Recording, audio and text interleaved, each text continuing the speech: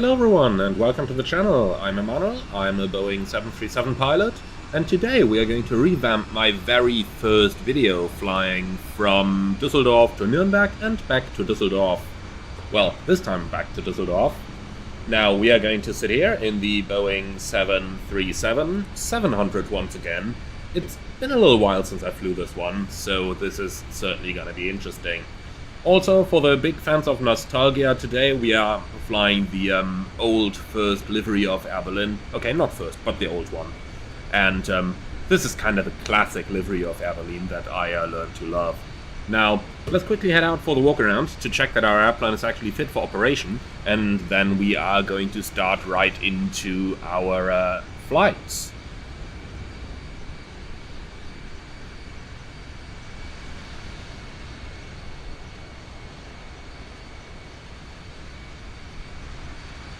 So, probes are okay, let's head over into the wheel well. No damages up here, the doors are okay.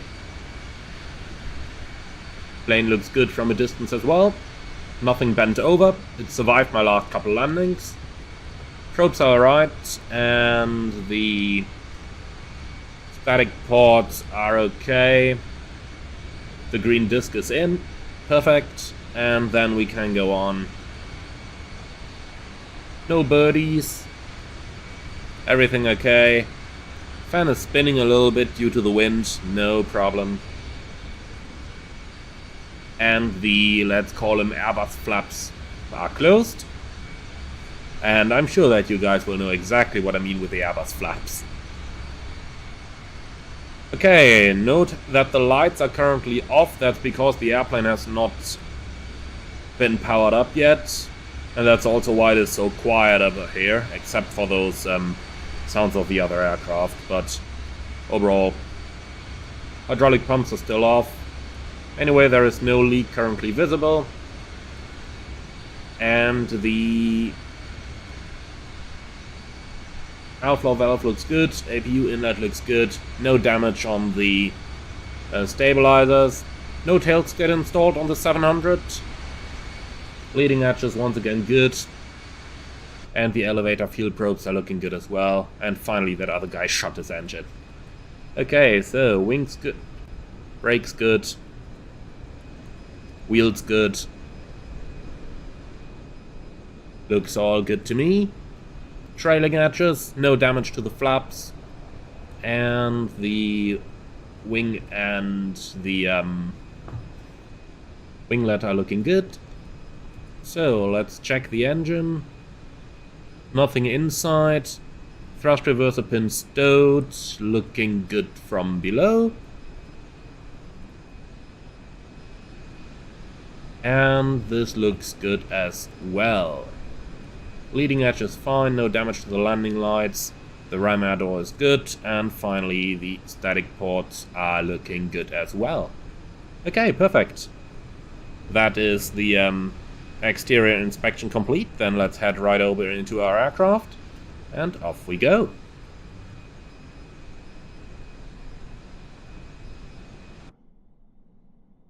So, welcome to the cockpit. I've configured this airplane in a pretty old configuration with the Honeywell MCP and the analog standby instruments, original landing lights, the old fuel switches, etc. As we are pretty much simulating an old school Boeing 737-700. However, that does not mean that we are not carrying out correct procedures, so let's go ahead and do that.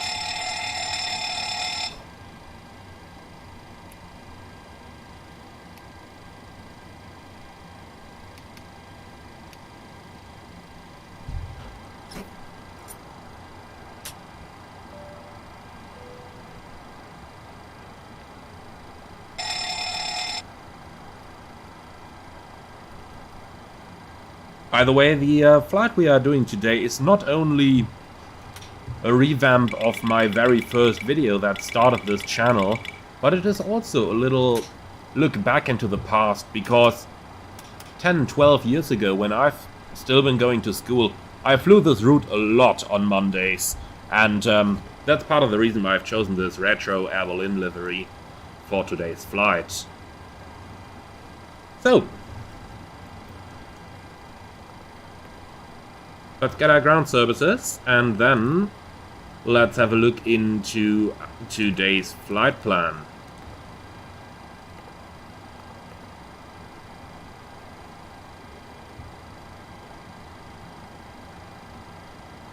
And from the gentleman with a Russian name that I unfortunately cannot pronounce, does the first officer always do the walk-around?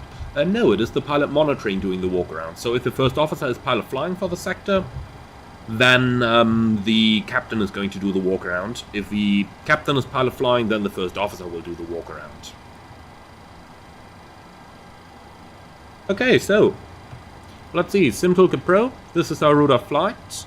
Let's have a look into the operational flight plan now, and we are planned at level 230 as it is quite a short trip of 51 minutes. And we are sitting in the Alpha Bravo Bravo November, which is a 737-700 with 24K engines. Okay then, let's go down to the weather forecast, and, well, quite clear, isn't it? Looking at the alternate,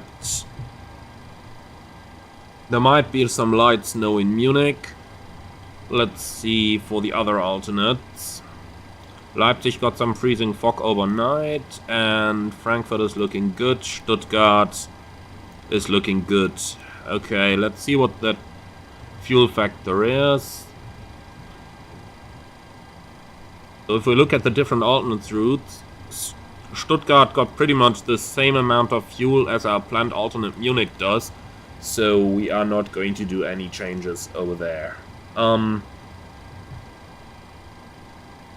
Also, note that our company has given us tankering fuel today. We are tankering the entire sector, so that we don't have to refuel over in Nürnberg. Okay, so we take 7 tons, which is the planned minimum amount of fuel for us.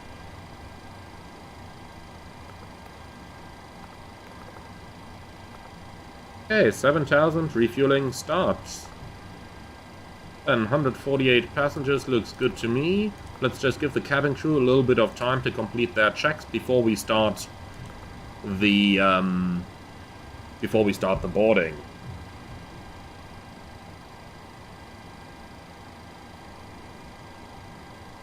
And Ronald, have I flown the MAX in real life? How does it compare to the NG? Well, I haven't flown the MAX in real life yet. I'm rated for it, I've done all the training, but I haven't had the chance to fly it yet. However, those colleagues of mine who have flown it basically tell me that the MAX is even more slippery than the 800 is. So it descends even less. The speed brake is not as effective. However, the plane would fly a lot more stable, is what people also say. That's like what I'm taught about the MAX. But then again, I haven't flown it yet, so I can't really comment on my own. Okay, so let's check. FMC looks good. We take the GPS position. And then we are departing Düsseldorf. Let's request that flight plan. Düsseldorf to Nürnberg. Select. And we are the Air Berlin 609er.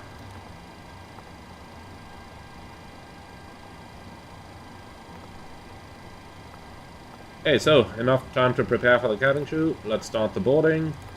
And let's take 256 kilos of luggage.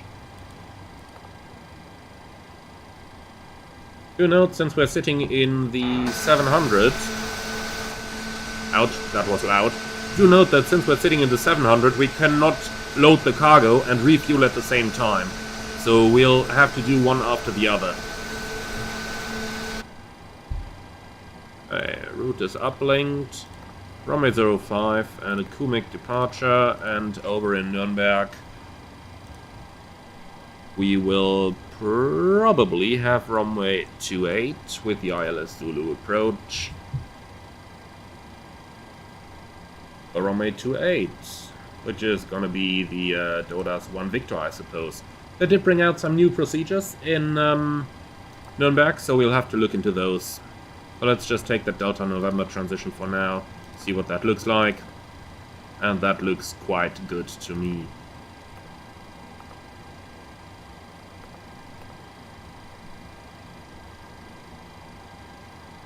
Okay, cost index 18. Reserve fuel gonna be 2.1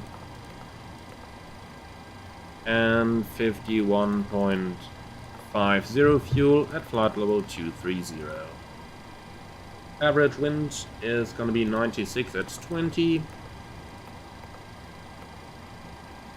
7 degrees colder than standard, so minus 37, transition 5001.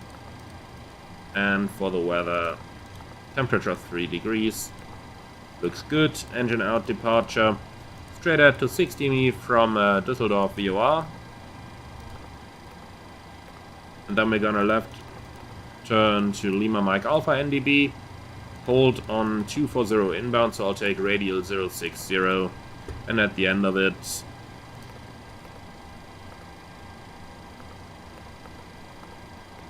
let's program that in here as well.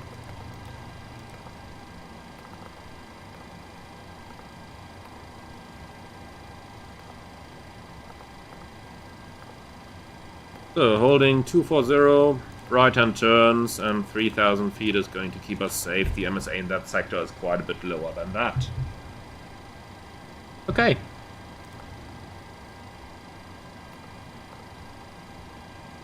Can't do anything here yet, really.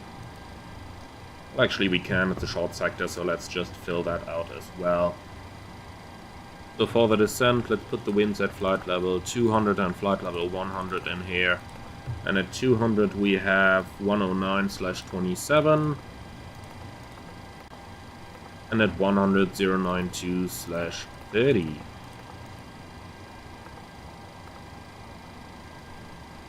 Okay, destination QNH 1031. Might pre-select that as well. And that's gonna be a transition level of 60. Okay, perfect.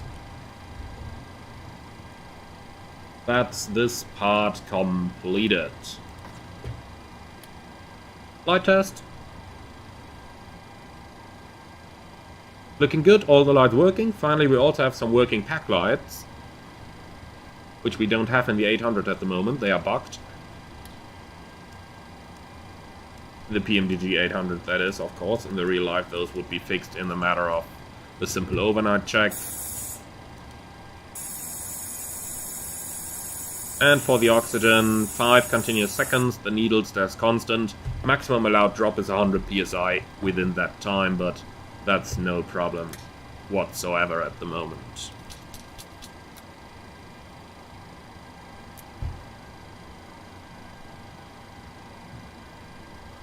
Okay then, quick cockpit pre-flight procedure. What's the refueling doing? Done. Very good.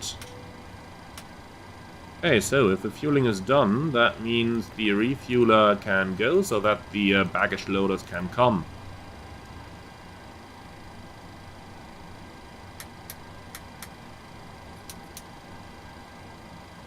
Let's see, what does the temperature say? Quite cold, but 16 degrees. That is going to warm up as the passengers come on board.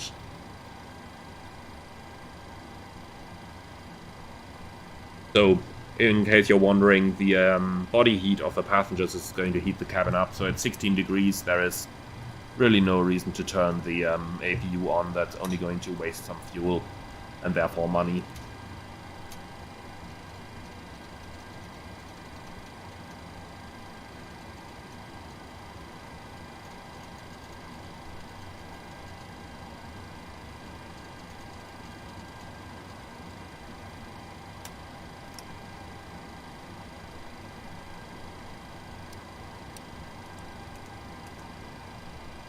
Okay, so let's see. Current QNH is 1036. Quite a high pressure area here at the moment, but at least that means we have some good weather. Okay, 1036 set once and 1036. Note the bug over here, how the knob no longer turns. It only turns a couple rounds. But that is known and hopefully soon going to be fixed. Okay, going over here, oil quantity is good. The minimum is 12 quarts. Hydraulic quantity, very good, completely filled up. That's all we can ask for.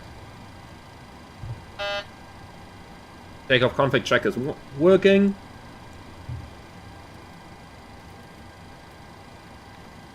We don't need any VORs for the departure. It's going to be completely enough, but nonetheless, I'm just going to tune Düsseldorf VOR active here.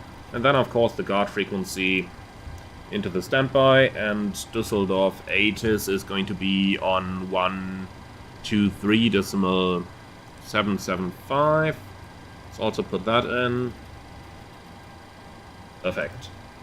Delivery 121.775, but I'm just not gonna set that active yet because we still want a little bit of silence for the pre-flight DUI.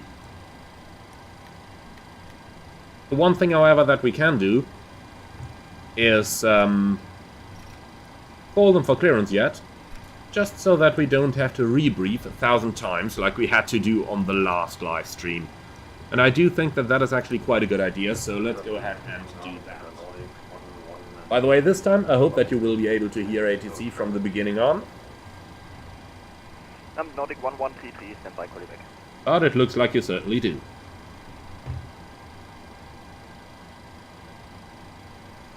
Düsseldorf Delivery, schönen guten Abend. Air Berlin 6099, Information Victor, request clearance to Nürnberg.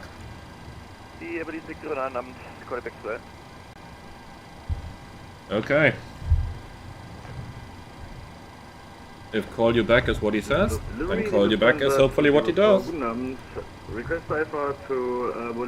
the meantime, we can go ahead and prepare the performance tool.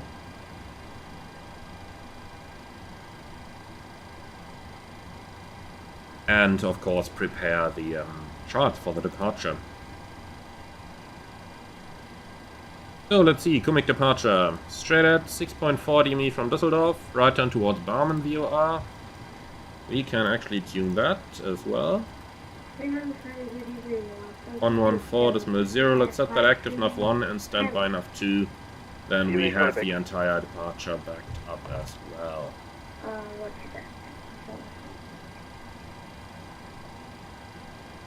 Okay, so then we can set 098 on the course on my side, then we have the entire departure backed up by raw data as well. Okay then, if we still have to wait for our clearance, then so be it. Let's go ahead and start the departure briefing. So threats for the departure. It is going to be quite interesting to see if they are going to handle us like, let's say, Düsseldorf? No, I'm just joking. I don't really see any threats for the departure. Delay, but there is nothing we can do against that. So let's go ahead and do a route check.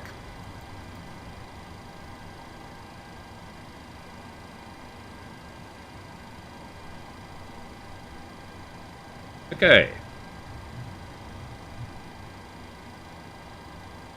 So, Echo Delta Delta Lima to Echo Delta Delta November, Bravo Echo Romeo 609er.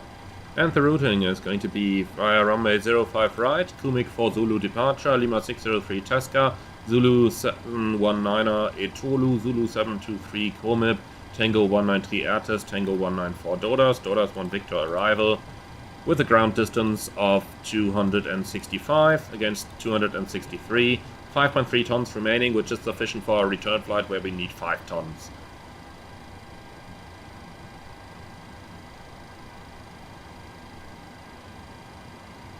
Okay then. UTC time 1453, altimeter 1036, reading 120. The MFRA is going to be 1147, setting that right now. Standby instrument set, flight directors on minus master. Left seat takeoff, runway 05 right, flaps 5. Actually, probably flaps 1, noise abatement 2 with a backup at 1500. And the emergencies go straight at the 6 miles and then a left turn towards Lima NDB. And that is over here, holds 240 inbound, right turns.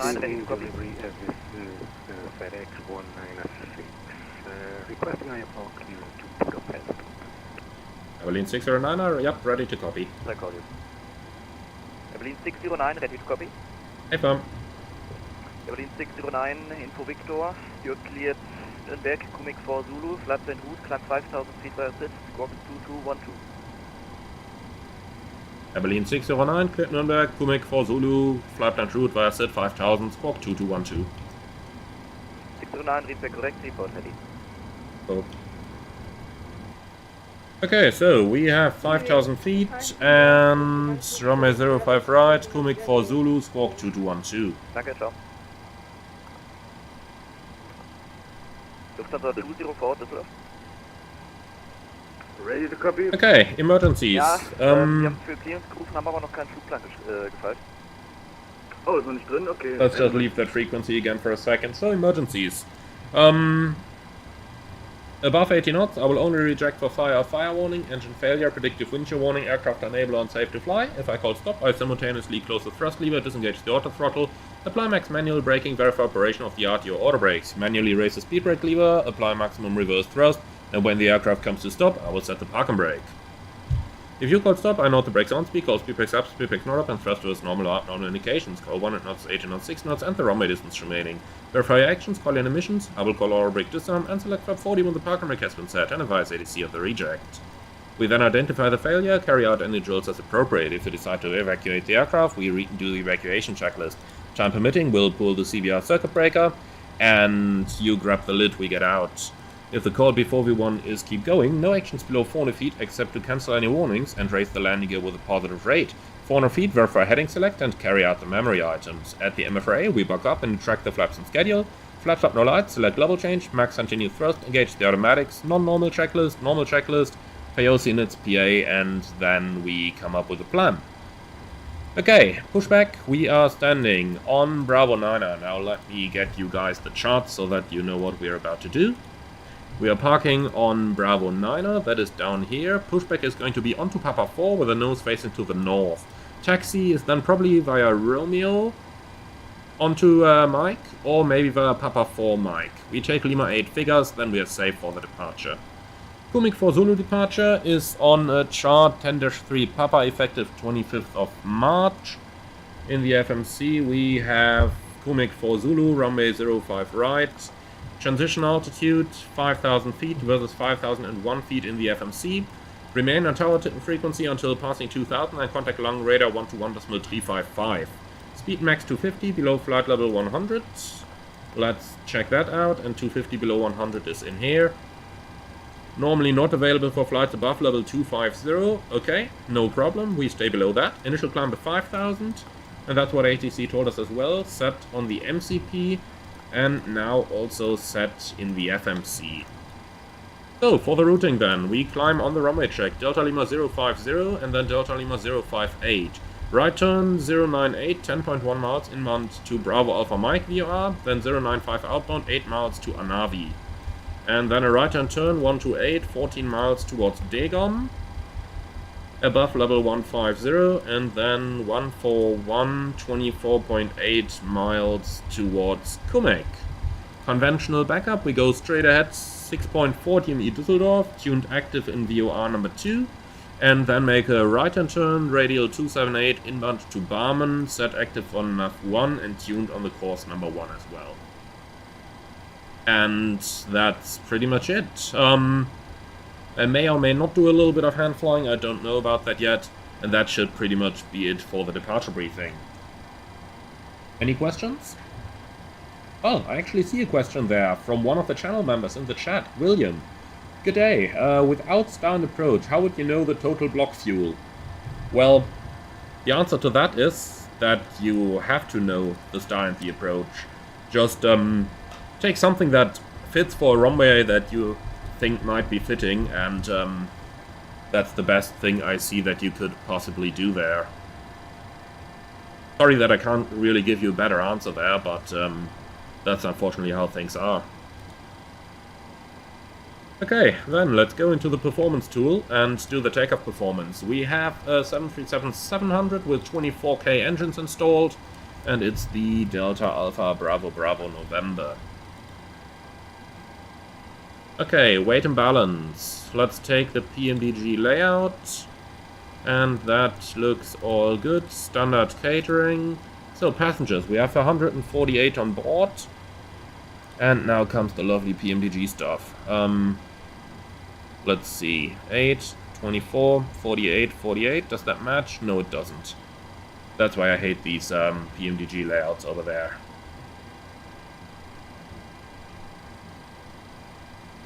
Okay, you know what? I'm not going to bother with this. We'll just take the takeoff performance straight from here. So let's go into the FMC, see what we have over here. Zero fuel, 51.5, that fits exactly the plan, and that is 58.6 tons of takeoff weight. So 58,600. Calculate that, please. Okay, so we have flaps 5 planned. No, let's take optimum. Okay, flaps 1, 20k, 43 degrees. Okay, so 20k and 43 degrees. 83.5 versus 82.9, close enough. And the takeoff speed's 33, 34, 38. So flaps 1, trim set 33, 34, and 38. If they're within 1 knot, we can just take the FMC speeds, otherwise we have to take the speeds from the OPT. Okay, 137. So 6.8 units trim. And while that's trimming, let's get the APU fired up, and let's also get GSX fired up. Prepare position for pushback and departure.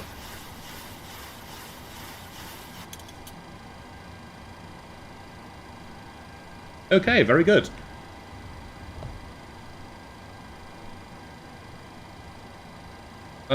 Question there from Lee Rowland. How does the reject takeoff work? I'm going to explain in cruise, okay? Because I want to get going. So, let's see. GSX should be working right now, I hope. Apart from that, yep, they are working. Slow, but they're working. So, exactly like the real Düsseldorf. So, is there any equipment still connected? Ground power. APU should be there any moment, and it is. So ground power can go, park and brake is set, trucks remove, and let's say hello to the passengers. Ladies and gentlemen, a very good evening from the flight deck. This is your captain speaking. My name is Emmanuel, and in the name of Air Berlin, I would like to welcome you all on board our flight 8653, taking you to Nürnberg. Flight time today is about 50 minutes, and we expect a smooth ride at 23,000 feet. Now I would like to ask you to sit back, relax, and enjoy the flight with us, and if there is anything we can do for you to make it more comfortable, please do not hesitate to ask any of our cabin crew. Once again, thank you for your attention and welcome on board. Sehr geehrte Damen und Herren, einen schönen guten Abend aus dem Cockpit. Hier spricht Ihr Kapitän. Mein Name ist Emmanuel und im Namen der Air Berlin darf ich Sie herzlich an Bord unseres Fluges 653 nach Nürnberg begrüßen. Flugzeit heute etwa 50 Minuten. Wir rechnen mit einem ruhigen Flug in 23.000 Fuß oder etwa 7.000 Metern. Wir wünschen Ihnen jetzt einen schönen Aufenthalt bei uns an Bord und wenn es etwas gibt, womit wir Ihnen diesen schöner gestalten können, zögern Sie nicht, sich an unsere Flugbegleiter zu wenden. Okay. Safety inspection checklist and before start checklist down to the line. Services checks, checked. Maintenance status, checked. Battery on. Electric hydraulic pumps on. Landing gear lever down. Ship's library checked. IRS mode selectors nav. Gear pins 1, 2, 3 removed. Light test checked. Oxygen test 100%. Yaw damper on. Nav transfer and display switches normal and auto. Fuel 7,000 required. 7,000 on board. 4 pumps on. Cabin utility IFE galley power on. Emergency exit lights armed. Fasten belts on. Window heat on. Air condition and pressurization. PAX auto. Bleeds on set. Pressurization mode selector. Auto. Instruments. Cross checked. Auto brakes. RTO. Speed brake. Down detent. Park and brake. Set. Stop and cutout switches. Normal. Wheel well fire warning. Checked. Radius radar and transponder. Set and standby. Rudder and aileron trims. 3 and 0. Takeoff briefing. Discussed. PA complete. FMC CDU. Set. N1IS bugs. Auto. Reduced 20k. Speeds 32, 34, 37. Set. Stub trim 6.8 set. Performance weight and balance. Sign send. Phones off. EFB. Airplane mode stowed. Flight deck windows and cockpit door. Locked, doors closed, passengers seated before start checks complete. Okay, let's get started. If you need me to make your new flight plan, it's probably gonna take you me a while. Are you able to make a new flight plan yourself? Yeah, but you want to never let me Yeah, okay, just make sure you have to fly by the Nürnberg departure, that's the November Victor Oscar. Yeah, if you're below level 90 for the cruise, you have to fly by Nürnberg. Berlin 609, request startup. Berlin 609, startup approved for push 126, good Flug. Startup approved 116, Air Berlin 609, tschüss. FedEx 196, ready for push and startup. November Düsseldorf ground, guten Abend. Push and start approved, facing north. Start approved, facing north, your statement. Auf Ground, schönen guten Abend, Air Berlin 609, Bravo 9er, request pushback. 204 Tower 18, please, genau. 204 118 3 for Lufthansa 204. Danke, ciao. Air Berlin 609er.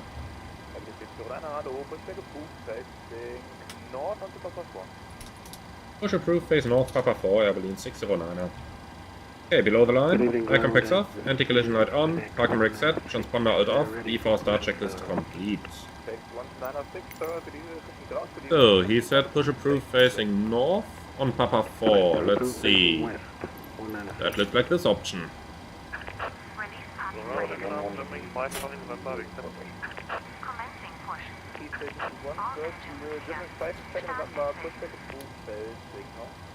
Okay.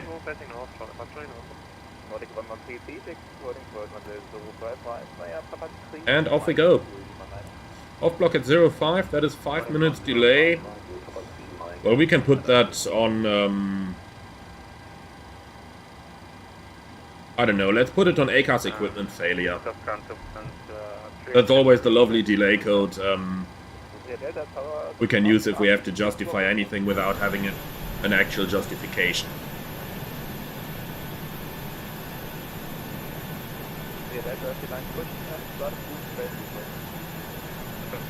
So that looks quite empty at the holding point for now. So with a bit of luck, we'll be out here before anybody else. Even though it sounds like the big pushing is just about to start. So pushback takes us in a Papa 4, that's the taxiway over here, with the nose going to the left-hand side. So that's the reason I'm delaying the engine start a little bit, because there is no reason to push back with the engines running 4 minutes.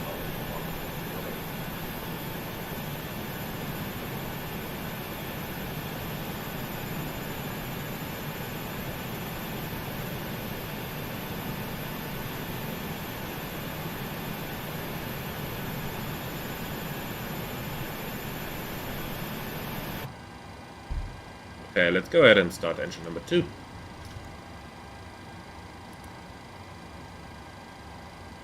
N2.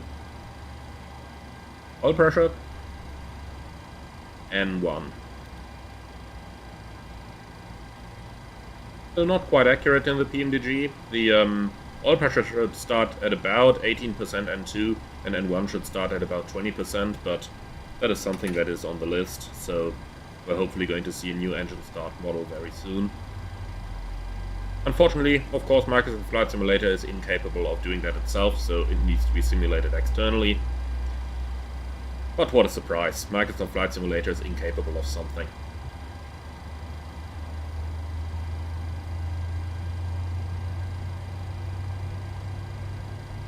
And from the comments, Boeing 747-400 LH, nice livery. Yeah, indeed.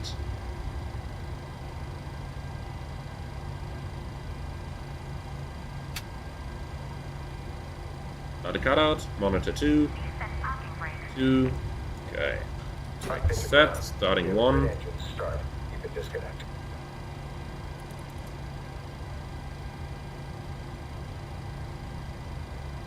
And we have N2. Again, the oil pressure should only start to rise at approximately 18% N2. And then the N1 should start to rise at about 20%.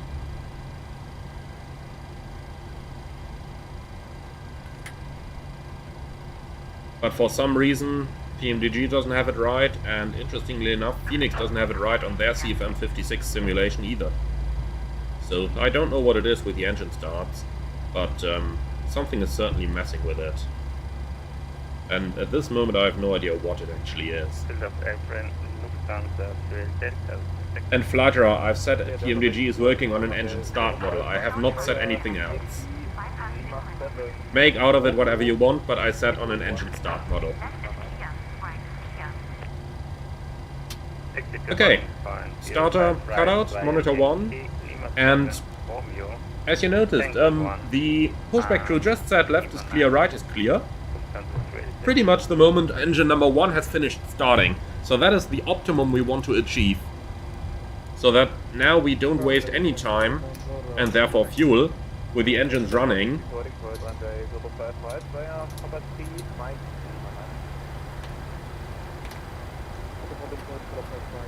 Okay. The thumbs up signal is received, gear pin is seen, flight control track. Full up, full down, neutral, full left, full right, neutral, rudder, left, right, neutral. And before taxi checks, generators on, APU off, start switches continues, probe heat on, anti-ice off, air conditioning, PAX auto, bleeds on, isolation mode, auto, flaps, 1 required, 1 selected, and a green light. Step trim 5.8, required set. Start levers idly 10, flight controls checked, recall checked, before taxi checklist complete. Abilene 609er, request taxi. 609er taxi boarding for runway 055, left Romeo, Tango 1, Romeo Tango 1, Lima 9er, holding point 05 right, Abilene 609er. This is a 555 pushback move.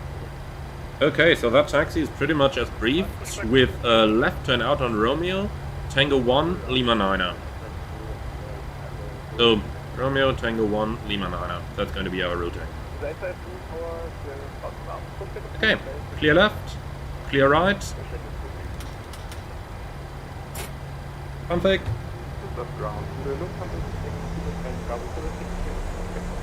And off we go.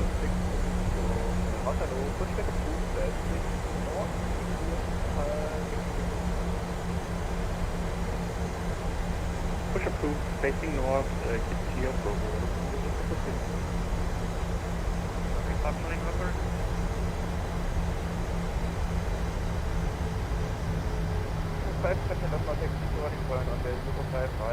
Papa 1, Mike. Papa 1, Mike,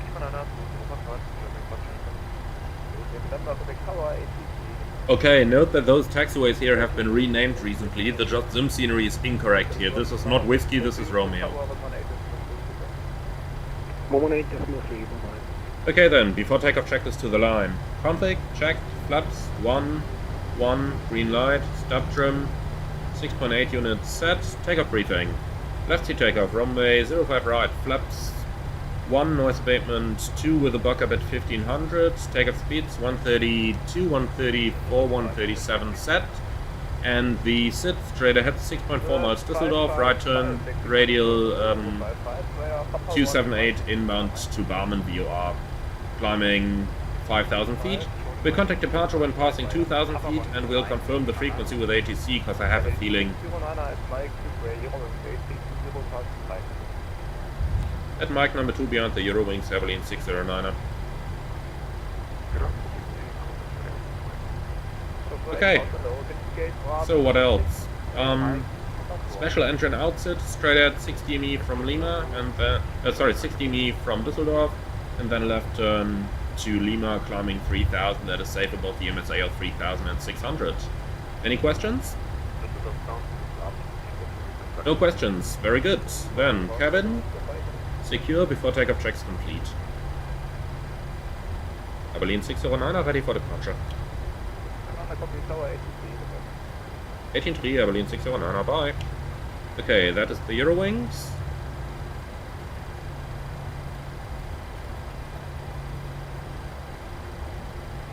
And we are clear right. 048, code for Takeoff 4.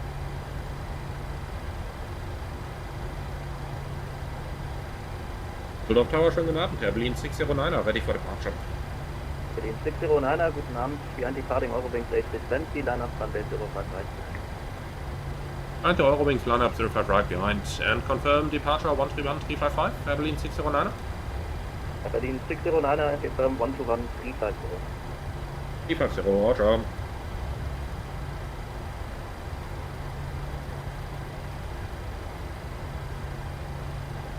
Okay, so confirm the readback. Line up on way at 05 right. Cabin crew, please take your seats for departure.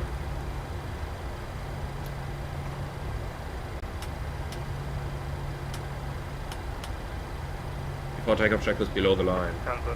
MCP, set, transponder, Tara, strobe lights, on, holding at landing lines. Hazard 38 Delta, Düsseldorf Tower, good evening, number 3 for departure. Okay, that guy is going onto the parallel runway, he's not on ours. Oh no, Jamaica.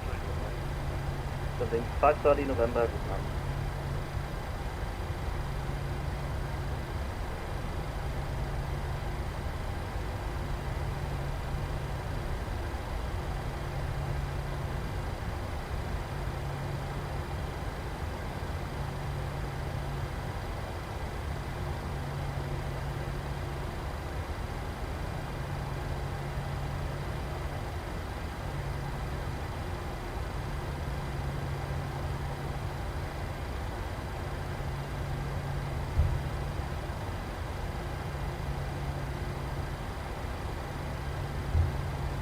Okay, I guess we're waiting for the guy to touch down on the left. And there he comes, the Eurowings. Berlin 609er, wind 070 degrees 9 knots, runway 05 right, clear for takeoff. 05 right, clear takeoff, Berlin 609 notches. Okay, landing lights on before takeoff checklist complete. Timing. Then let's see, recently I had that auto throttle disconnect bug a little bit more often. But let's see what's going to happen. That takeoff thrust.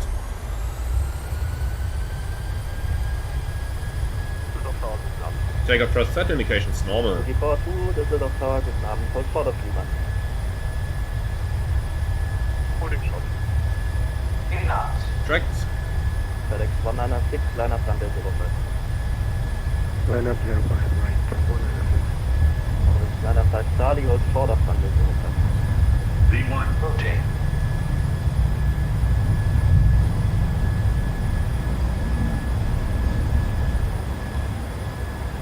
Positive rate of climb. Delta, You're up. German links 1819 on the right. Yeah, after comes to Fliehmann. Give way to the German wing on the right and up the Elner. line up behind. German links 530 November, can right into Lima Liner und short of runway 05. Right into Lima Liner, short, 05. Back up. Liner 530, I caught you, hold short of runway 05, right, follow.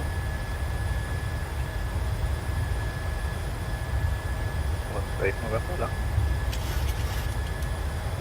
Python 130 and 190. Flaps up. Speed check, flaps up. Yeah, Ricky 5, so you got my last transmission? Yes, over to 119.1. Goodbye. One radar low, Air Berlin 609er, 3100, climbing 5000, Kumik for Zulu. Flaps up, no lights. Yeah, Berlin Wiener, 609, set land standards. identified. Actually remain on local. Via sit, climb flat, 100. I said climb level 100, Air Berlin 609er. Okay, set, 100 checked. Now set standards. And we are passing 30, climbing 100 after takeoff checklist.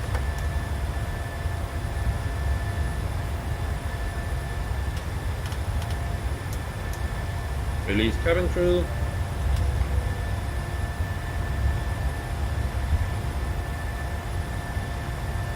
Okay. Air condition and pressurization 2.1, climbing and set.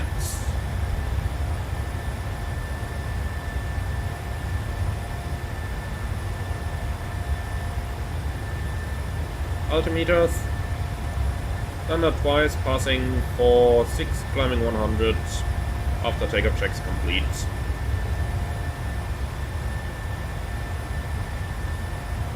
Gotta love that climb performance of these small 737s.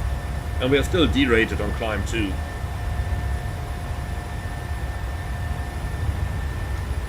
I kinda wish he would clear us up higher right now so that we would get the full blast. Abilene 609, climb flight level 200.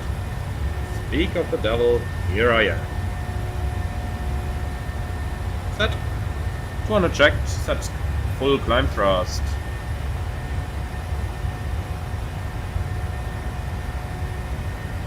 And increasing thrust.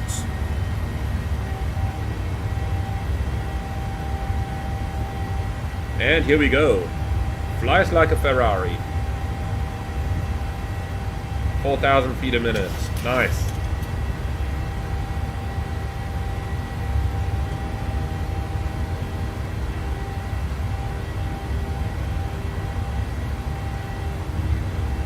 Command A.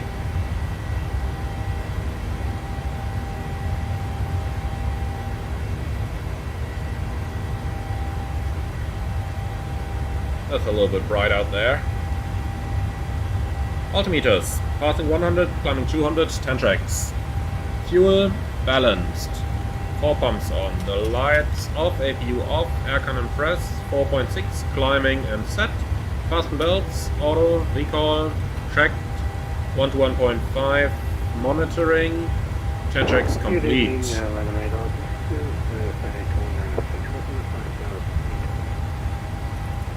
Today 1906, Langradar, good evening. Okay, we're on the way. Climb flight level 200.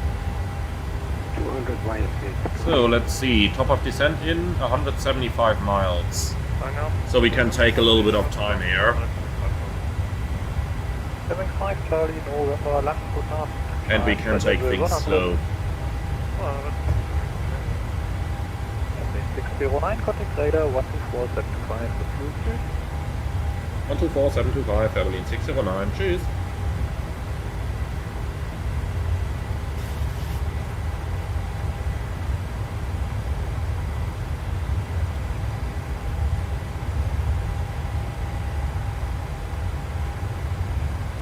Langradar, schönen guten Abend, Abilene 609er, passing level 136, climbing 200 and on Anavi. Abilene 609, Langradar, high load 85, climb level 230. Climb flight level 230, Abilene 609er. Any shortcuts available? Set. Any what? Shortcuts? Ah. Okay, I can give you direct commute. Thank you very much. Direct commit, Abilene 609er.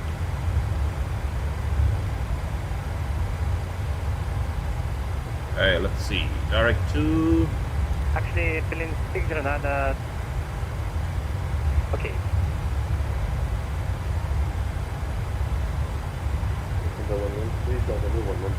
Okay, what? That's 113, descent level 70, expect level 070.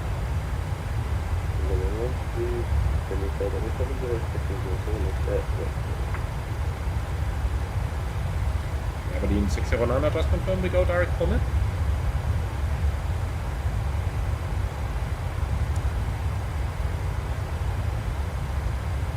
Come on, are you going to say something? Abilene 609er confirmed direct commit. Lovely. Direct commit. Thank you very much. Direct commit, Abilene 609. Okay, commit, execute. Enough available? Enough. Direct 196. I just wanted to confirm that because he called us back and it sounded like he was a little bit uncertain, so before I executed that direct, I just wanted to confirm with him that we are really supposed to fly that direct. Low identified, climb flight level 350. Vertical speed. 350, 196. And we're free to go. Put that stamper altimeter standard as well. Itaro 3, stand Bravo descent 5000 feet, 16H 1032. And approaching 2 to go. Active descent 5000 feet in H1032. Descend Mitra level 60 in H1032. Again 5000 feet in H1032. Start for that. 5,000 feet. 5,000 Okay, and 1 to go. United Nations 701 contact line radar 125.2. From the chat, and Kosana, sometimes when I select LNAV before departure, it won't engage. I think I'm doing something wrong. Any idea what it is? Actually, that is not a bug, it is a feature. So, when the LNAV track is off more than a couple degrees from the runway heading, then LNAV is not going to engage.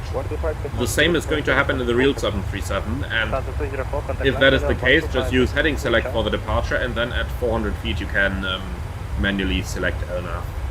204, contact line in radar 125.2, Charles. Contact line radar on 125.2, Lufthansa 204 stroke. And Steven, at this rate you'll beat a Falcon 9 to orbit. Very nice. And question from my Russian fella whose name I can't pronounce. What EQ do you need to become a pilot? There is no requirement for a certain EQ. Just, you know, you need to be able to carry out basic mental mathematics, basic physics and stuff like that, but that is really it. So, Vina, Concept, and with that we made it up the cruise. And with the clouds illuminated so bright, I would often just take the sun shield and just put it up in the front. Makes it a little bit nicer for your eyes.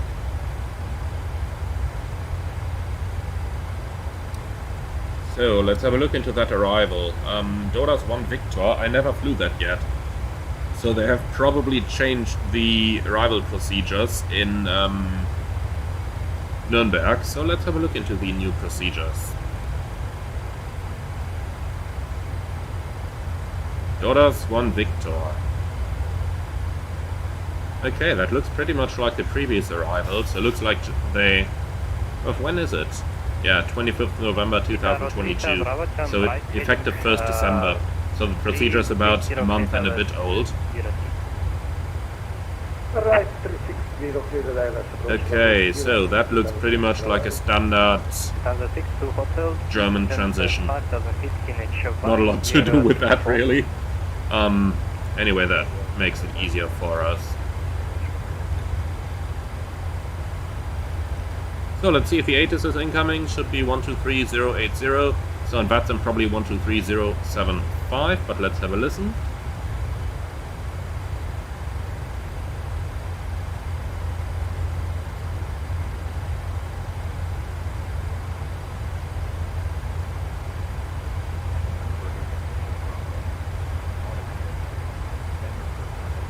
Langway today, all 560 and 1 Ramax coming Classic 274, Platinum 224. Rings 560 Langradar, hello, identified climb level 330. Climb level 322 on 560. 330, confirm. Confirmed 332 on 560.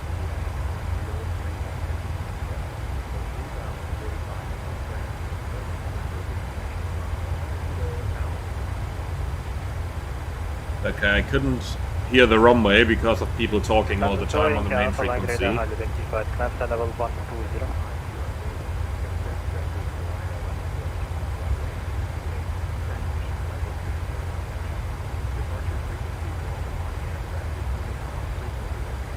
Okay, runway 28, that was the important thing I wanted to hear.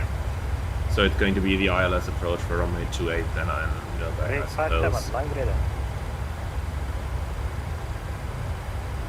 It is too bad that you don't have control over the volume of the different frequencies on VATSIM, because that would really make it easier to listen to in ATIS. On the way to good evening, German cargo 350, passing Okay, so parts of IFR profiles with an airspace class Echo. Watch out for VFR traffic unknown to ATC. That means we'll take a speed restriction of 220 knots below level 100 in the forecast. That's all filled out and matches the actual values. And we need some fixed rings for runway 28, and that's gonna be 69, 10 miles, and they had VMC over there, so it's gonna be a 4-mile ring. For the arrival, let's see what kind of shortcut can we anticipate here.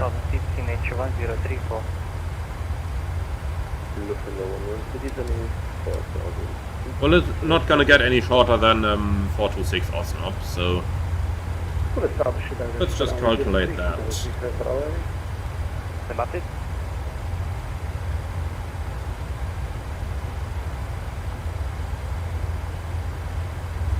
Okay, what is the new top of descent? 90 miles. Nice.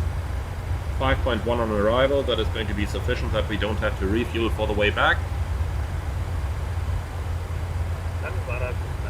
Okay. Using 900 kilos, which is 56.6. And that's going to be a flat 30 landing, using auto brakes 3.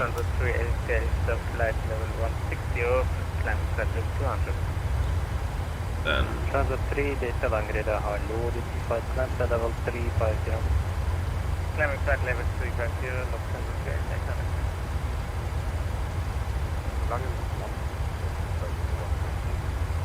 okay, for 2, Horses 275, 109.1.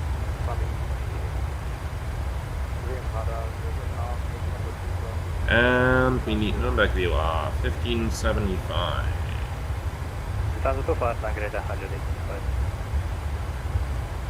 And the minimum is finally 1273.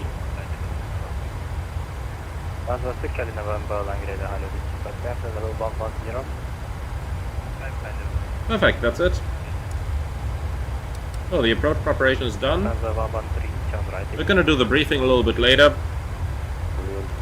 but at least it means we have all the work out of the way, and now we can relax a little bit. So my friend with a Russian name, whose name I cannot pronounce, what is your dream aircraft to fly for work? Well, I would say maybe an Airbus A350 or A380.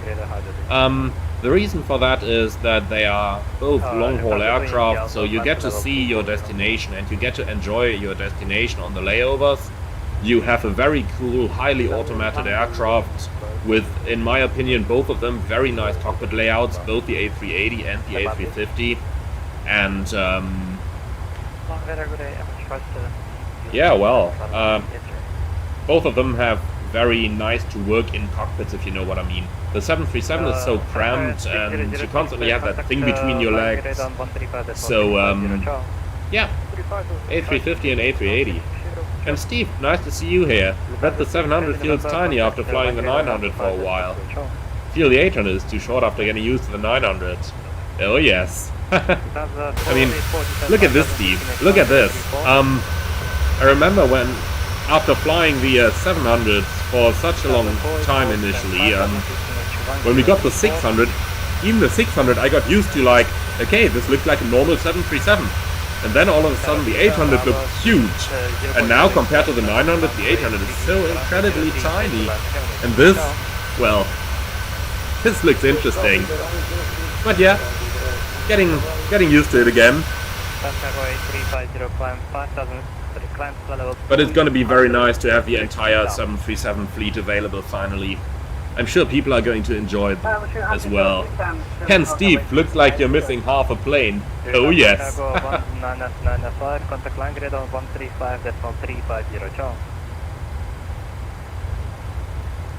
Was that for me? No, okay. And Metal Eye, yeah, the 787 looks nicer, that is true, but I just have a feeling flying the, if I need to choose between the A350 and the 787, then the 787 surely looks a tad nicer and has the nicer windows as well. but it's just not as comfortable for working in, I suppose, because you still need to get something on your legs to be able to eat something in your seat. So it's probably taking the tack lock out again and eating on the tack lock like we use, or like we do in the 737. So all this kind of stuff, you know, just makes the Airbus a little bit seeming a little bit nicer for me. But I guess I'm gonna find out. We'll see about it. We'll see about it. Ring 2 kilo Fox Langradar. And Steven, different strokes, I guess. If I could swing it, I'd love to fly an old piston airliner for a living, at least for a while. Yeah. Well, a DC-6 would be a cool thing, that is for sure. And Metal Eye, true, maybe Boeing should add a stick and a table as well. Yeah, I think so. I honestly think so. I mean, to me it doesn't make much of a difference if you have a control column in front of you or if you have a side stick next to you. Flying wise, honestly, at least in the simulator, I don't see that much of a difference between an A320 and a 737 in terms of manual flight as well. Of course you have to trim that airplane and stuff, but let's be honest, you can trim an airplane just as well if you are having a side stick. So yeah, I would prefer it. Emirates 57, maintain Mach decimal 7. And Steve flew the 900ER from Dallas to Atlanta last night. I prefer the 800 to the I prefer the ER to the straight 900. Yeah, I honestly do so as well. I think the 900ER just looks a bit nicer. I did 2 test flights today as well in the Turkish, and well, it just is a nice aircraft, I have to say.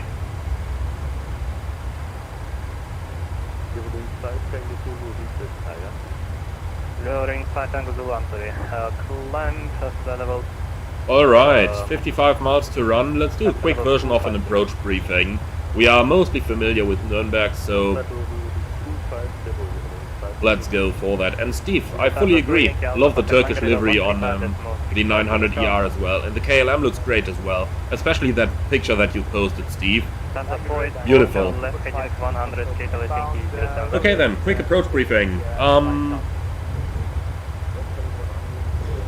Well, and another comment from Boeing 747-400 LR.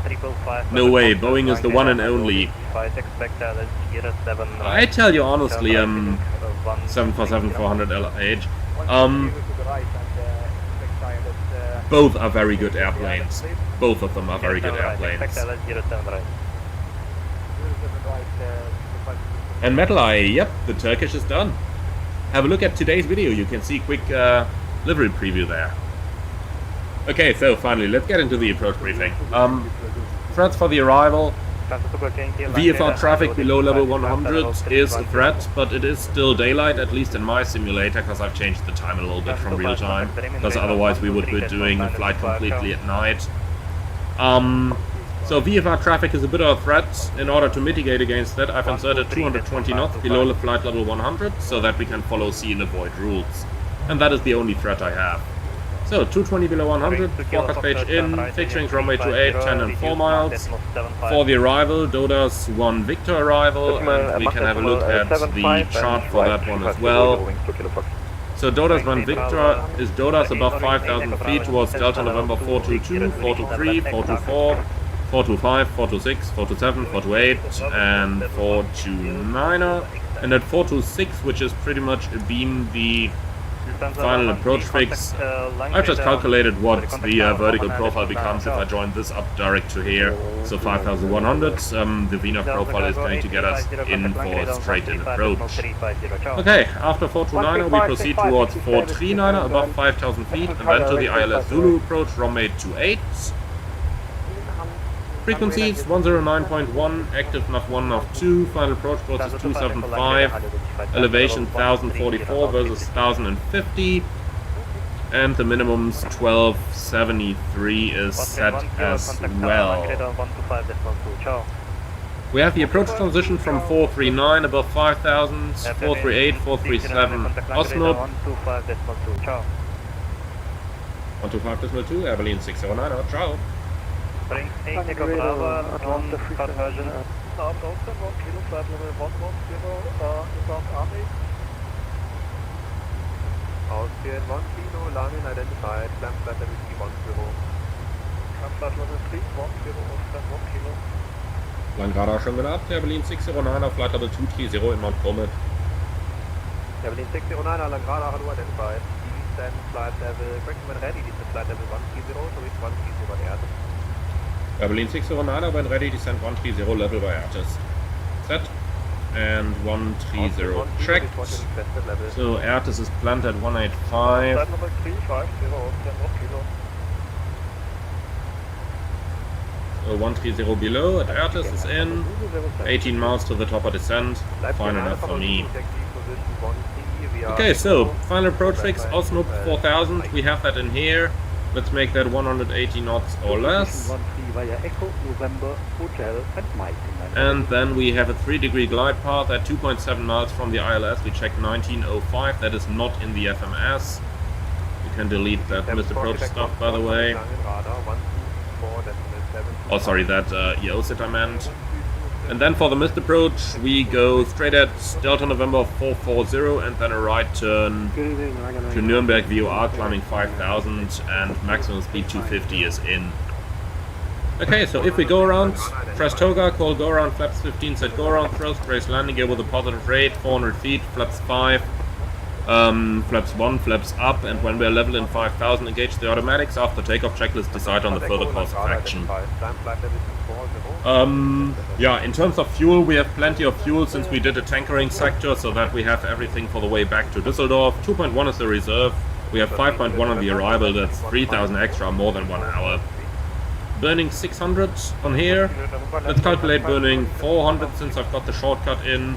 So minus 400 is a landing weight of 56.8. 56.8. Let's do a little bit of mathematics and see what kind of numbers we are going to get. So landing en route 56,800. Nürnberg 28, 2.5, dry runway 350 at 4, slightly variable to 070. Okay, let's make the 4 knots tailwind. Or 070 at 4, 1 degree 1031, flaps 30 landing, calculate that please. Okay, 2000 meters and 23-minute brake cooling. What do we get if we take the reverse operational? No procedure required. Okay, let's do that. So flaps 30 and auto brakes 3, second detent, reverse thrust. Okay, if we do that, we can vacate the runway 28 via Delta, and then most likely Delta Juliet Mike 3. Thank you. So Delta, Foxtrot, Juliet, Mike 3, parking somewhere in the main apron over here. Any questions on the approach briefing? No?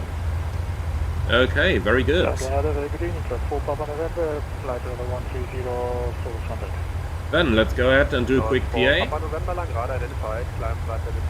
Ladies and gentlemen, from the flight deck, this is your captain speaking. We are going to start our descent towards Nürnberg in a few moments, the remaining flight time approximately 20 minutes. Weather in Nürnberg currently 1 degrees with only a few clouds at the sky and a weak variable wind. We would like to thank you very much for choosing Air Berlin for today's flight. Hope that you have enjoyed it as much as we did. And we would now like to say bye-bye, tschüss und auf Wiedersehen. Sehr geehrte Damen und Herren, aus dem Cockpit Ihr Kapitän. Wir haben gerade den Sinkflug nach Nürnberg gestartet und fliegen jetzt noch etwa 20 Minuten. Das Wetter in Nürnberg derzeit ein leichter variabler Wind mit einer leichten Bewölkung und der Temperatur 1 Grad. Wir bedanken uns ganz herzlich, dass Sie heute unsere Gäste waren, wünschen Ihnen einen schönen Aufenthalt, gegebenenfalls eine gute und sichere Weiterreise und würden uns freuen, Sie bald wieder an Bord eines unserer Flugzeuge begrüßen zu dürfen. Vielen Dank für Ihre Aufmerksamkeit. Bye bye, tschüss und auf Wiedersehen. Okay, so I'm back. Descent checklist. Pressurization, land out 1050, anti-ice off, approach briefing fuel, discussed, ES and outbox, checked and set, descent checklist complete.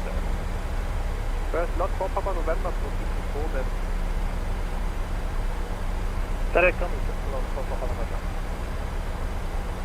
Langen Zulu, you're wing 5, Zulu flight Okay. level 295. With that, the approach preparation is complete. And we just in 3 minutes out of wing 5, Tango Zulu, Langen identified. So, confirming center level 360. You're wing 5, And in the comments there, Aeronimon 666, any chance of doing a flight from or to one of the Polish airports by Josefsky design or fly too high? I'm going to look into it. If I find the time and there is a good event going on in Poland, then sure enough I might consider it.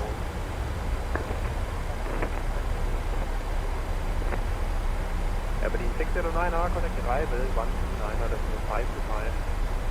229er, that's 5 to 5, Airline 609er, bye. FedEx 19er, Runway Aberdeen, 381 with your flight level 380 inbound.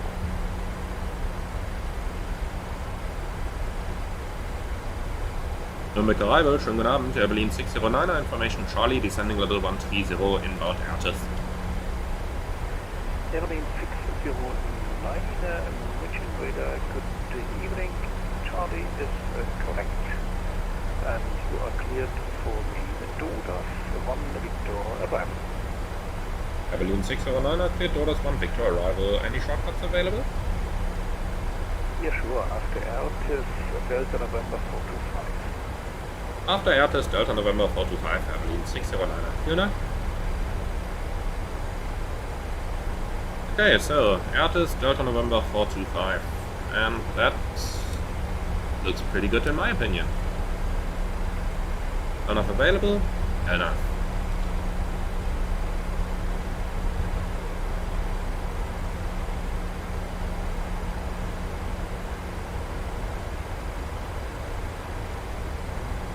Okay, Sehan, good evening, and thank you very much, all audience. Please put a like for the video. Well, thank you very much, my friend.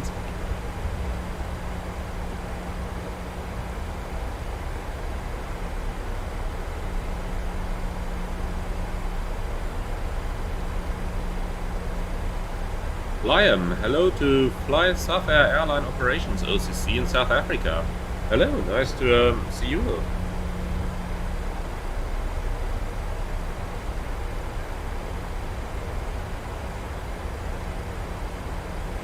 And Steve, make sure to fly your Lot 800 paint if you do Poland ops. Yep, promised I'll do. 609, I come and flight level 100. Berlin 609, descent flight level 100. At 100, checked.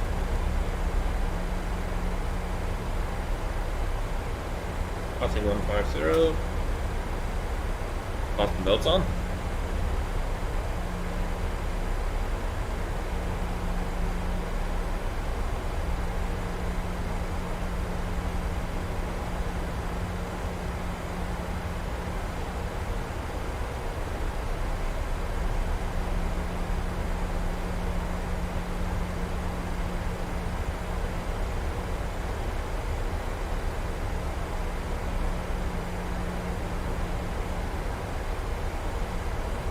Stephen, good evening. Nice to see you here. Any chance you'll make a Discord to chat with the community? I have a place for a common place to hang out.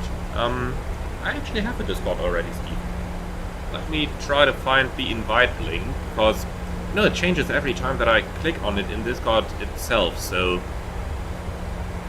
that is a little bit annoying. But let me try to find the invite link for you.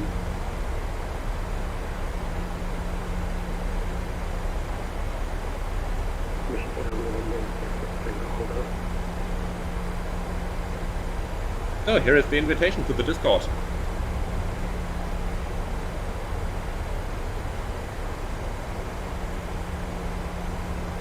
November 66, hotel, mention good evening.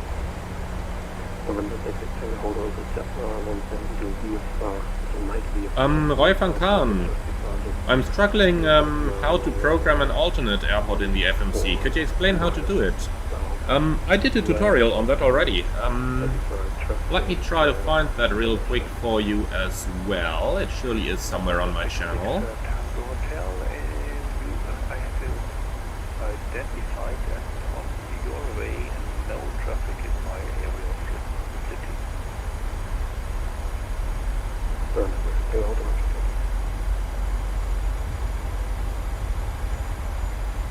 And here it is. So that's the diversion tutorial video in the chat there.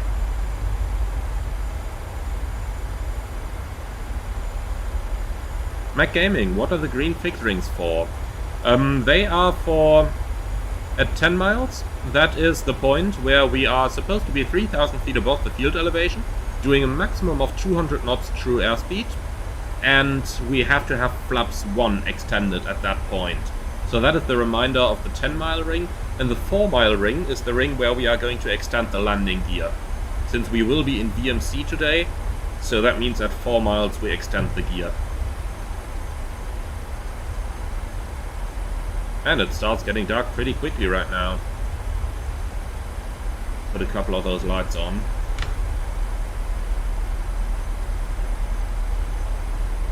By the way, since I know that the question is eventually going to come up, I am about to do, or rather I have just done a separate tutorial about how pilots would normally configure the cockpit lights.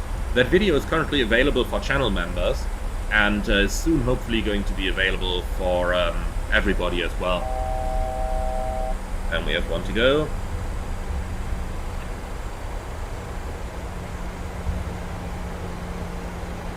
München Radar, guten Abend. Lufthansa 33 Tango, flight level 200, info Charlie. I just want to help the airplane a little bit with the deceleration.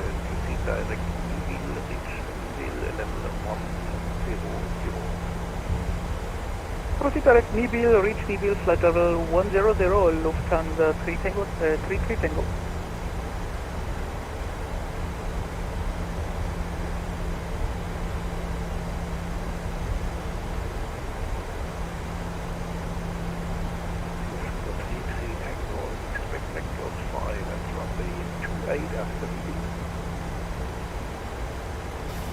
Fly clever. A very good question actually. What is that little sheet of metal there good for below the clock button on the glare shield? That is actually to prevent light from shining through here and casting all those shadows and everything on the main panel. So you can see that pretty nicely on the right hand side at the moment. You know, if light would be coming through here, then this little sheet of metal over here, by the way, it's plastic, it's not metal. Even though we always say Boeing is made of good materials, this is still plastic. This just prevents light from scattering on the primary flight display and therefore makes the displays readable better. Is that proper English? Makes the displays readable better? No, it's not, but doesn't matter. I passed the English tests on the airline entrance exams, that's all I needed.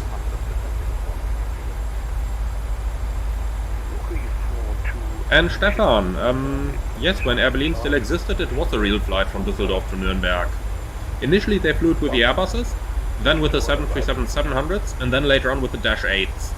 But yes, it still is a realistic flight. They did these around 2004, 2005-ish with the 737-700, and then later on it changed to the Dash 8. Air Berlin 609, descent flight level 70. That 70 tracked, level change.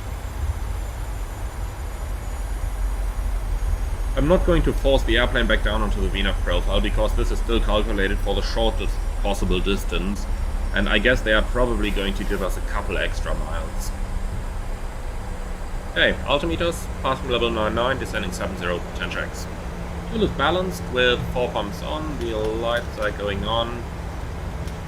Angle of bank 25, air conditioner pressurization 4.1, slightly descending and set. Fast melts on, recall checked, and 1 to 1.5 deselected. Cabin crew 10 minutes to landing. 10 checks complete.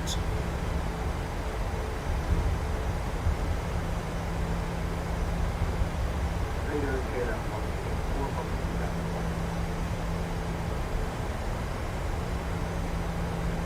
1884 and good evening, climb flight level 190. Good evening, climb flight level 190.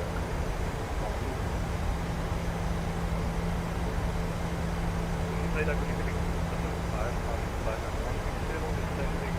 A question from the chat there from Jambo. On the MCP, what is the difference between the N1 and the speed button? So N1 is going to select a fixed N1. So basically the green marker that you see up here. If you press N1, the engines are going to spool to the green marker.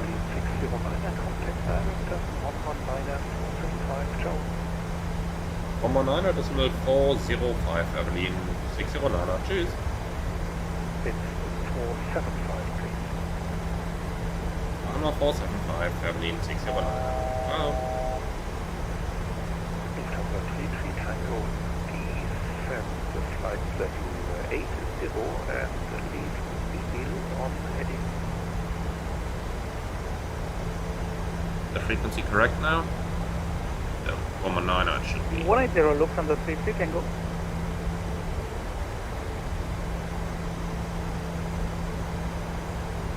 Nürnberg Director, hello, Evelyn 609er. Evelyn 609, Nürnberg Director, good evening, identified, expect ILS approach, runway 28. ILS 28, Evelyn 609er. Evelyn 609er, descent altitude 5,000 feet, QNH 1031. Evelyn 609er, descent 5,000 feet, QNH 1031. Set 5,000 checked, set altimeter 1031.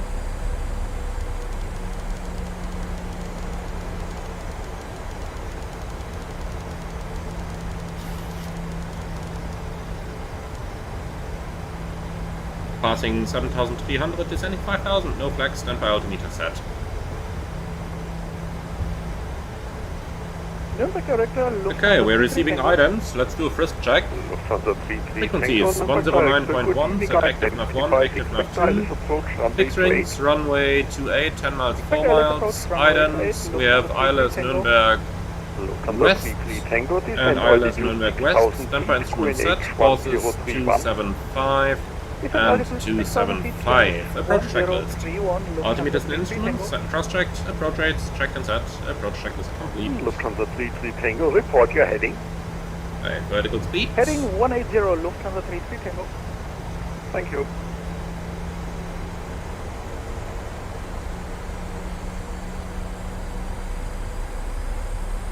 Okay, let's see. That guy is coming from the left, so we'll probably be just in front of him.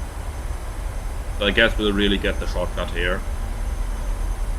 But that is quite good. Lufthansa 33 Tango, reduce speed to 20 knots. Yeah, if that guy is reducing speed now, then we are definitely going in front of him. Okay, about to enter some clouds, engine anti-ice on.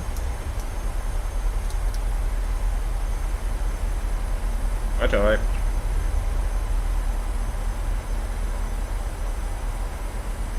Evelyn 609er, descent 4,000 feet. Evelyn 609er, descent 4,000 feet.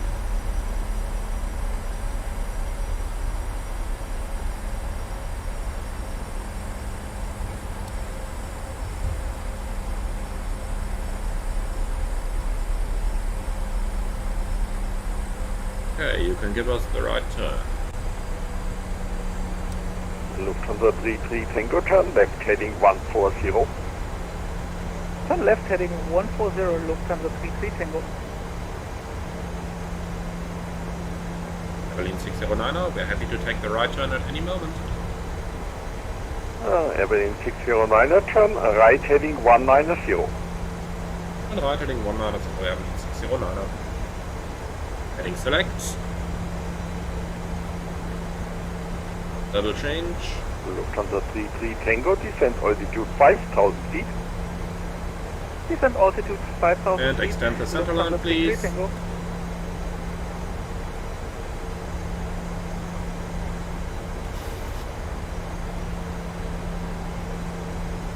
To go. Okay, that is going to be quite a strong tailwind component on the way in. That's really going to be quite a strong tailwind component there. Lufthansa 33 Tango, turn right heading 190. In that case, let's go flaps 1. Turn right heading 190, Lufthansa 33 Tango.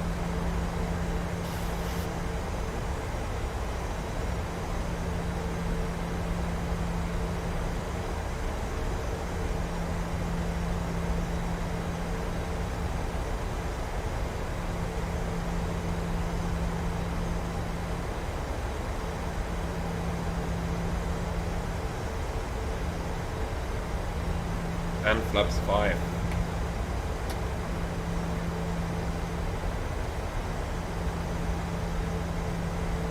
Yeah, Berlin 609, turn right heading 250, cleared ILS approach, runway 28. Berlin 609, turn right heading 250, cleared ILS 28. And vertical speed. The sensing looks good, approach arms.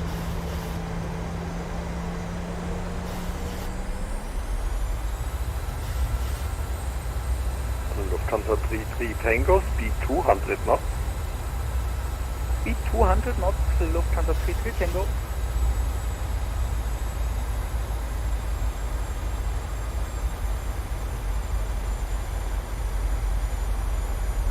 Lufthansa 33 Tango, descend 4,000 feet. Descend 4,000 feet, Lufthansa 33 Tango. Cabin should be secure by this point. Cabin crew, please take your seats for landing. Localizer capture, glide slope capture.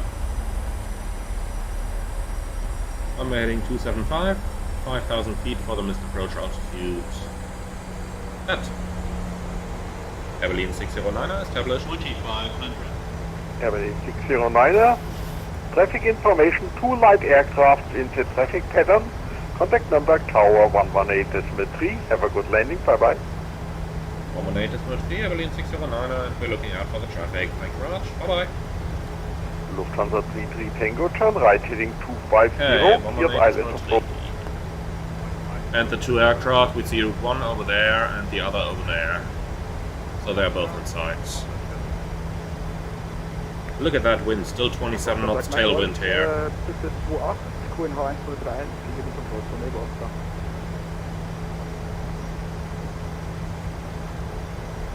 Nürnberg Tower, hello, Berlin 609er, ILS Zulu 28. Off.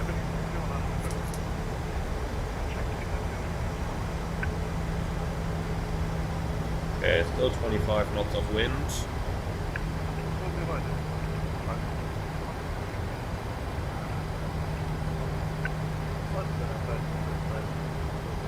Okay, with that tailwind, let's start configuring now. Gear down, flaps 15.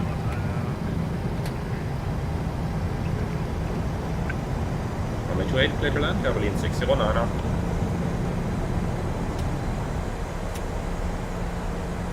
Okay, flaps 30.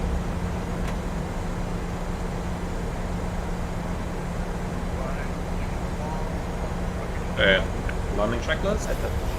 Start switches, continues, recall, check, speed brake. Arm green light, landing gear down 3 green, auto brake 3 set, flaps.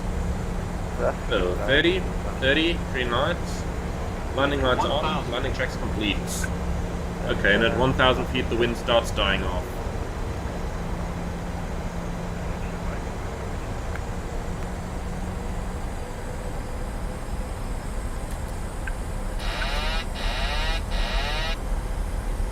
Any old flight?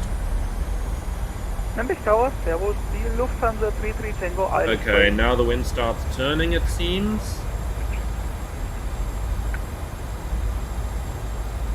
Still quite a tailwind component. And what is that thing on the right side there?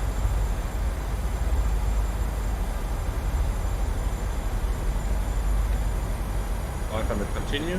500. And now the wind starts turning at 500 feet.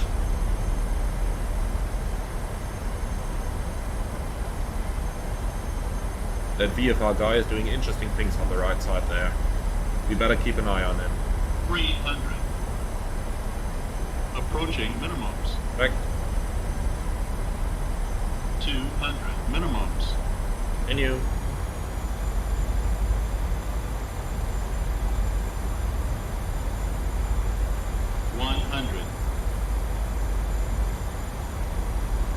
Look at how messed up the glide slope is 50. again. We are much too high. 40, 30, 20, Delta Foxtrot Magna Golf, Oscar 10. 2700 And my frame rates are total crap right now. Ouch. Yeah, at 1 frame per second you can't land an aircraft. No idea what this is.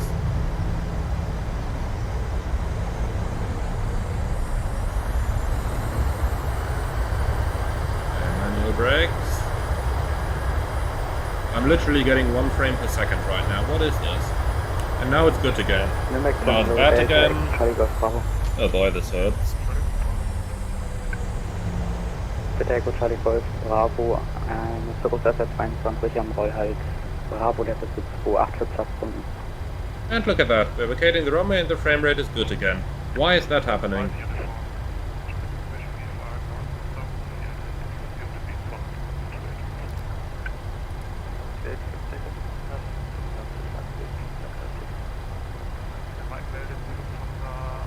Now the frame rate is perfect again. Why is that simulator doing it? I get the feeling that this is not caused by any add-on or something like I suspected initially, but that it is actually the simulator itself that's messing up. Hey, you're right, clear left. Ultra Foxtrot 418.1, Evelyn 609er, and for information we had 30 knots tailwind until 4 miles final.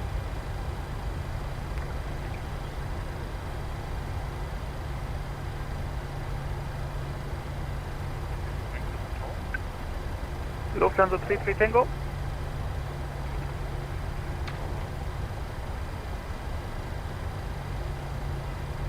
Ground hello, Evelyn 609er, holding short Foxtrot.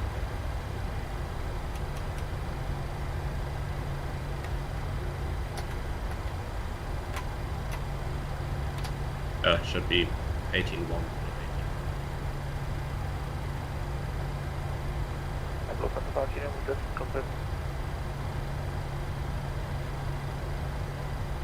Nürnberg ground hello, Evelyn 609er. Evelyn 609er, Nürnberg ground, guten Abend. Taxi to position 10 via Foxtrot, Mike 2. Position 10 via Foxtrot Mike 2, Evelyn 509er.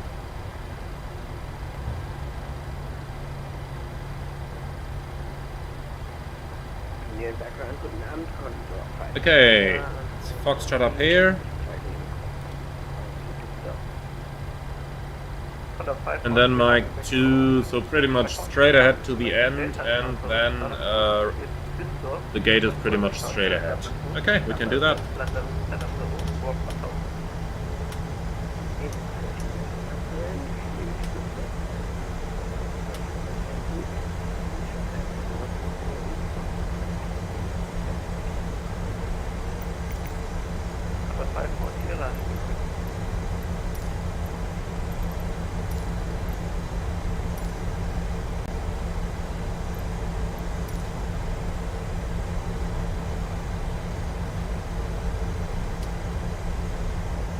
Yeah, that frame rate drop on short final. Seems like I'm not the only one, so it's probably Microsoft that's actually messed this up. So it does seem to be a simulator bug at the moment, and not related to any add-on like I initially suspected. And as soon as we vacated the runway, the problem was gone. That is really strange, isn't it?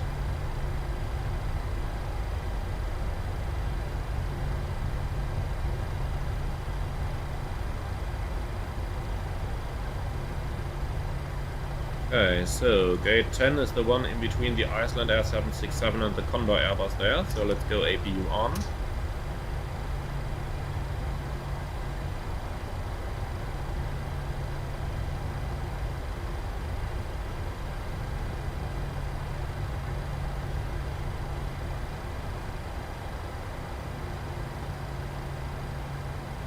Clear left.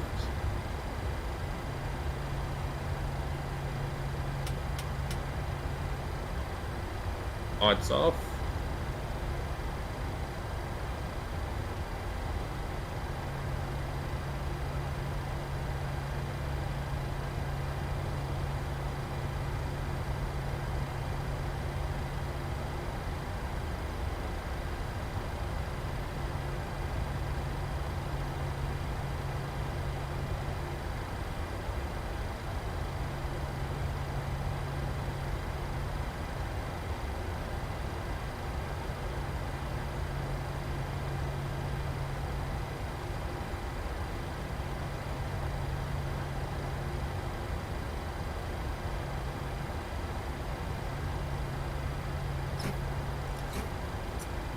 Okay. 2 blue, 1 red. Engine's dead.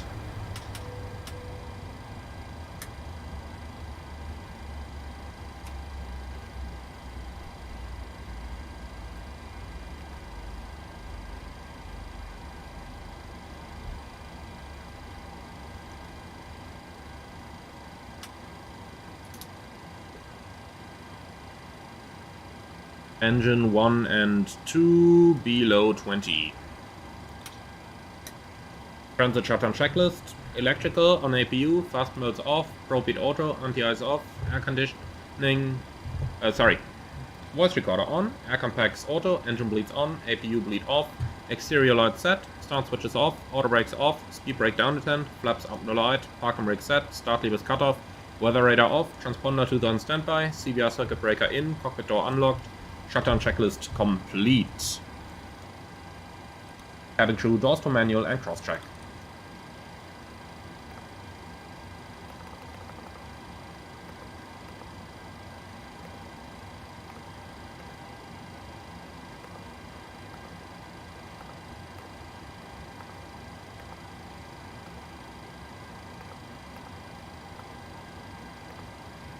Okay, we have 5,110 kilograms in the tank. Now let's see how good our flight planning has been. Let's see how much fuel we are going to need for the return flight. Sim Toolkit, it's your turn.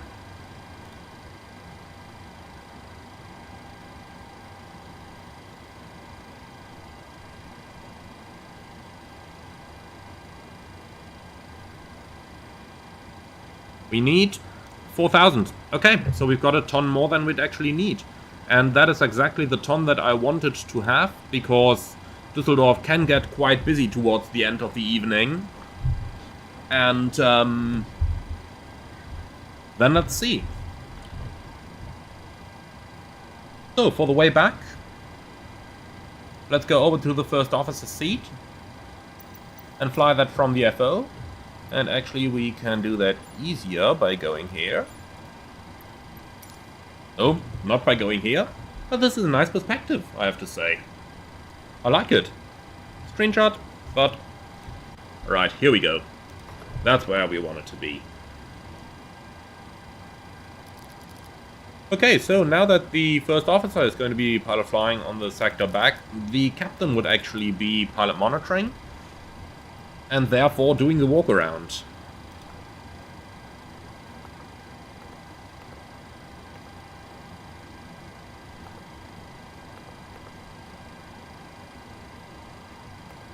So you can start the deboarding, please. Okay, we don't need any refueling, so that means we are going to have an easy time for the way back. Also, I just wanted to take the moment to say thank you very much to the user Madness88 for the €11 donation a little bit further up while I've been flying the approach. A small fee for a drink in the virtual cockpit. Just watched your video on the virtual performance calculator in the long version and I've learned so much of it. Thank you, Captain. Well, thank you very much, Madness88. My pleasure. It's been my pleasure.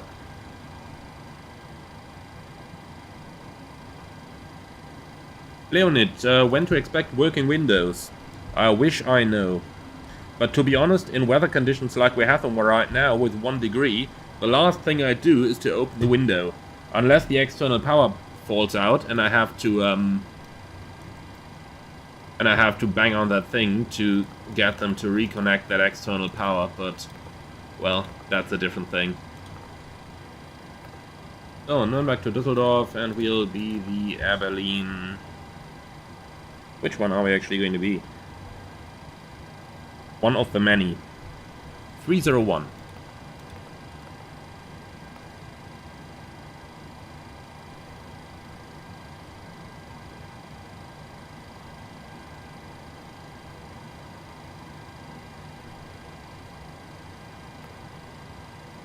Sometimes I'm wondering why I'm even doing the uplinks. They take so much longer than if I would just load the company route in straight away. But I guess we just have to live with it.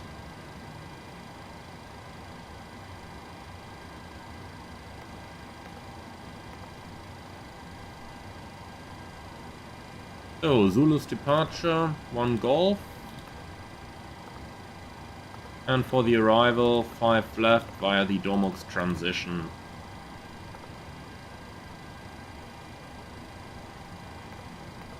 Costanex 18 reserves 1.8.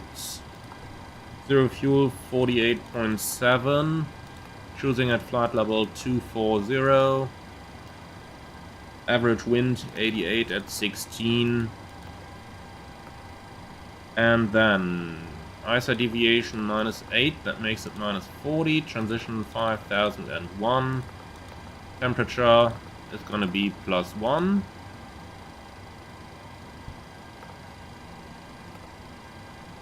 Then let's see what the engine out procedure is going to be. We are going to get that one once again from our virtual performance tool. So let's have a look at that. So, reset current aircraft, takeoff. Nürnberg 28. Climb on 276 degrees to enter non-published holding at Delta November 432. Which is going to be 277 inbound right turns, climbing 4000, MSA 3800. Okay, so Delta November 432.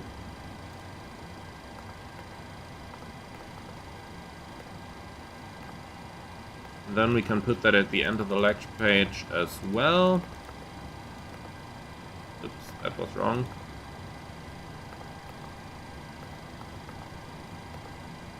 Here we go, that's better.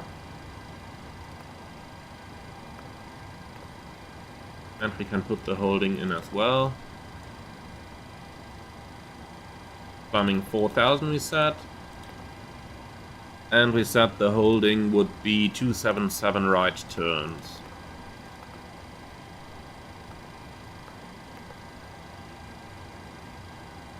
Okay, not gonna touch that stuff yet. Then fueling is complete, but we'll wait until the passengers are out before we turn the seatbelt signs back on. Throttle 240 and the landing elevation is 150. Flight directors on. And then let's have a look at what the standard instrument departure actually looks like.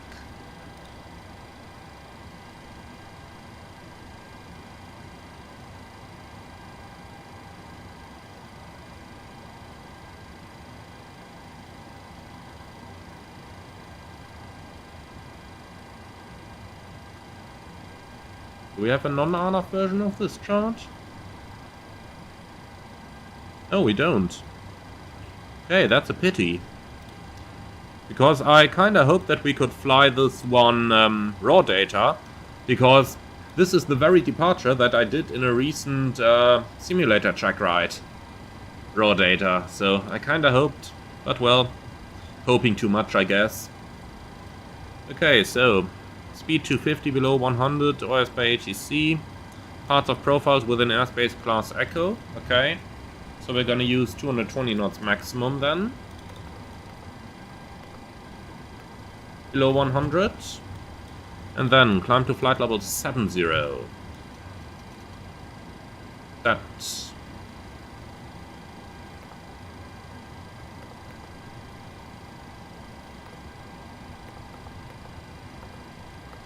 And this got to be a 250 knots or less restriction, as the chart says up here, maximum 250. Okay.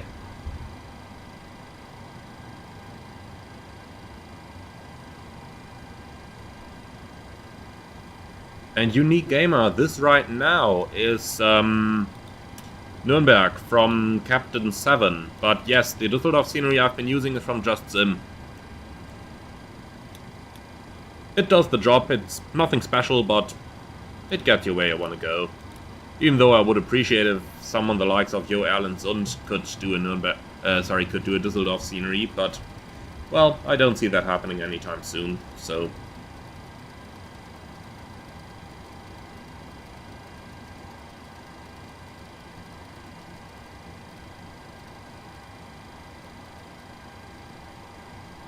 Okay, they're deboarding the last 15 passengers.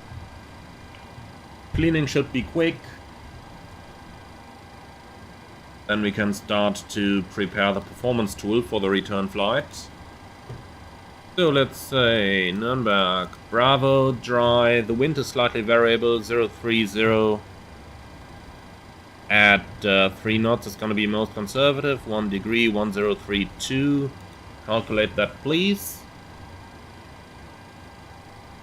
That doesn't make sense. If I don't have a takeoff weight inserted, it should give me the RTOW. Now it does. Wonder why. Anyway, we're limited to a takeoff with 68,265. And the planned takeoff weight on this one is probably going to be a lot less than that. But let's have a quick look into the flight plan. Yeah, planned takeoff weight 52.6, no problem whatsoever. That was kind of to be expected.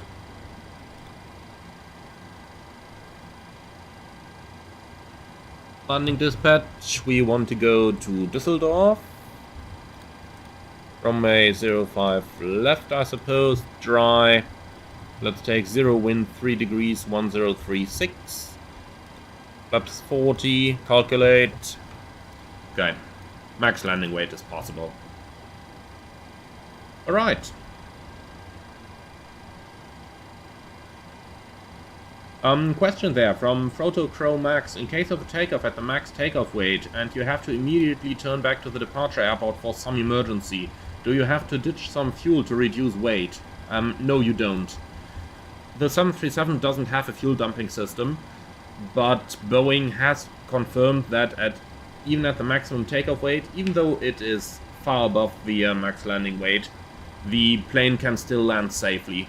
So if it is required, for example, because of an unextinguishable fire, then you can still make that immediate return, and you don't have to enter a holding to burn some fuel.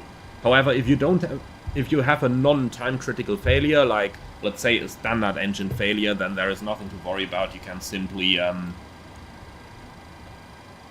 simply dump that, enter a holding to burn that fuel off, and that's it. Okay, so 117 passengers, 75 kilos of baggage only on the way back. Let's go ahead and start the boarding. And with that, we can turn the fasten belts on as well. We don't need to refuel. Okay. Should be it. Then, with the pre-flight preparations complete, let's go ahead and do the departure briefing. We don't have any threats for this departure. So let's see, we're going from... Come on, Sim Toolkit, where are you? Here it is. Perfect. Echo Delta Delta November towards Echo Delta Delta Lima, and we're the Bravo Echo Romeo 301. Let's quickly connect with that.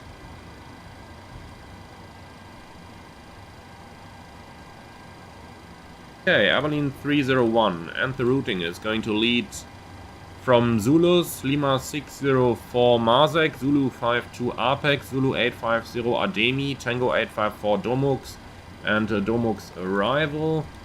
Ground distance should be 253, it's 266, that's because the arrival transition is a little bit longer. 3.5 tons of fuel remaining, 1.8 required, that gives us easily half an hour holding, which is never bad to have on a Düsseldorf Monday. Okay. Time UTC 1623, altimeter 1032 they just set. So altimeter 1032 reading 1030 feet, flight directors on, minus master, standby instruments set. Right seat takeoff, runway 28, flaps 1 most likely. Noise abatement procedure number 1, which means we are going to accelerate only at 4,000 feet on the altimeter, so 3,000 above the ground. Let's put that in. So, emergencies, we go straight at Delta November 432, enter the holding over there, and that is all programmed on the end of the legs page. If the call before we want to keep going, no actions below 400 except to cancel any warnings, raise the landing gear with a positive rate, at 400 feet verify heading select and carry out the memory items. At the MFRA we are going to buck up, retract the flaps and schedule, flaps up no lights, select level change, max continuous thrust, engage the automatics, non-normal checks, normal checks, and then we decide. Pushback with the nose to the left hand side, let's get the charts out once again.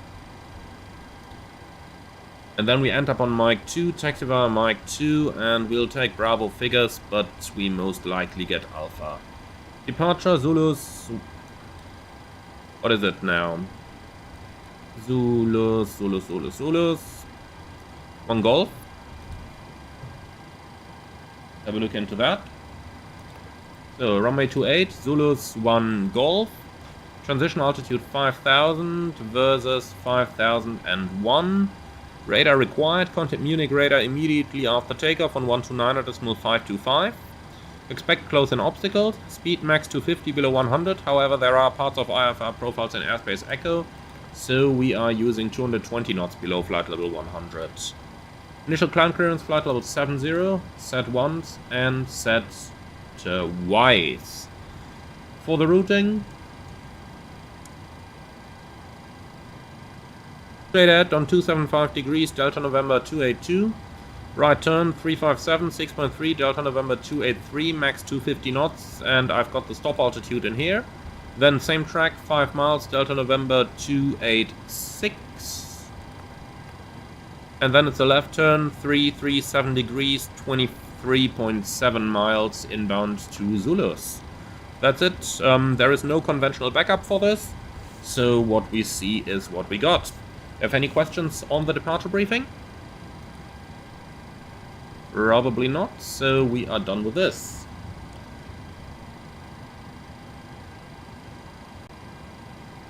And in the comments, MG King, the 8 is on Vatspy, says departure frequency for all departing aircraft is Unicom 1228. Yeah, the tower controller has to insert that manually. He probably just forgot to put it in, and that's why he is broadcasting the incorrect frequency. It would be funny, however, if we just told, or if we just went over to Unicom after takeoff, because, well, that's what the 8 is set, right? And normally VATSIM really puts a lot of emphasis that you should follow the departure frequency from the 8 closely. But we're not gonna mess with them today, so we are not going to do that. But I'm going to tell the delivery controller when requesting the clearance that their departure frequency in the 8 is incorrect. Very good spot there. So,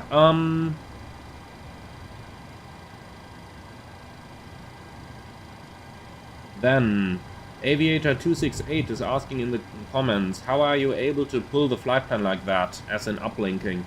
Well, I've made a separate video about that, so go have a look at that. I believe it's titled FMC Setup Automatic Uplink or something like that, tutorial number 3.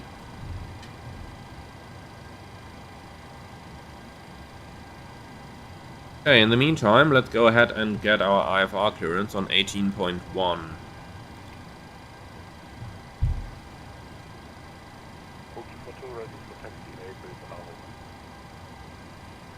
For 2, taxi to holding point runway 28, intersection Bravo via Mike 2 Bravo. Taxiing to holding point runway 28 via Mike 2 and Bravo. Nürnberg ground, hello, Air Berlin 301, information Delta, request clearance to Düsseldorf. Air Berlin 301, Nürnberg ground, guten Abend, information Delta, correct, startup approved, dictate Düsseldorf, Düsseldorf von Golf, flight and route, climb by 6, flight level 70, score 1000. Berlin 301, cleared Düsseldorf, Zulus 1 Golf, flight plan route, climb by set flight level 70, squawk 1000, and we are not ready for startup yet. Berlin 301, Roger, 63. And Berlin 301, just confirm as per the ATIS the departure frequencies on Unicon. Berlin 301, copy back. Now he's checking. Okay, in the meantime, flight level 70, squawk 1000, and we've got runway 28, Zulus 1 Golf departure. Taxi to position 40 via Foxtrot. Okay, the baggage loading is complete, the passengers are almost boarded. Then let's get the APU. Ah, the APU was running all the time. Okay. We forgot to turn the APU off. Well, happens. Wollen Sie zum Abschluss der allgemeinen Luftfahrt über Mike 2, Mike 3, jetzt? Parking brake is set again. Passengers are boarded. Then we can release the ground power and remove these shocks. Let's get GSX to get ready. Always taking ages. And why is GSX playing on my FMC? No thanks. So let's see, we're supposed to have 48.7, we have 48.6, makes a gross weight of 53.8.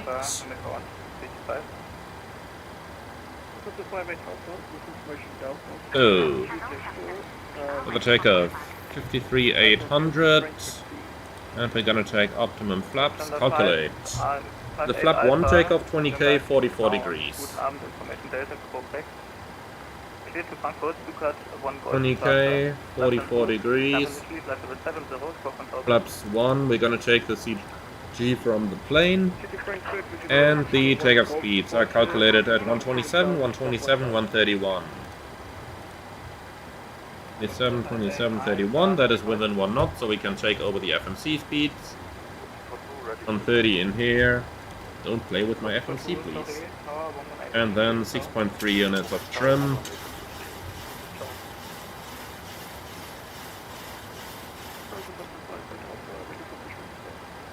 Master caution, air conditioning, fuel bleed, okay. Cancel that.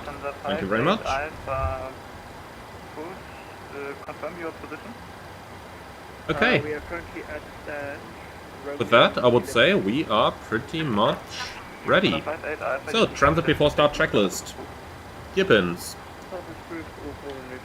Down here, 1 to 3 removed. 6 kilo units Oxygen, test 100%. Yacht power on. Fuel, 4-1 required. 5-1 on board, 4 pumps on. Fast melts on. Window heat on. Air cannon pressed. Max auto, bleeds on and set. Press mode selector, auto, instruments, cross checked, auto brakes, RTO. Speed brake.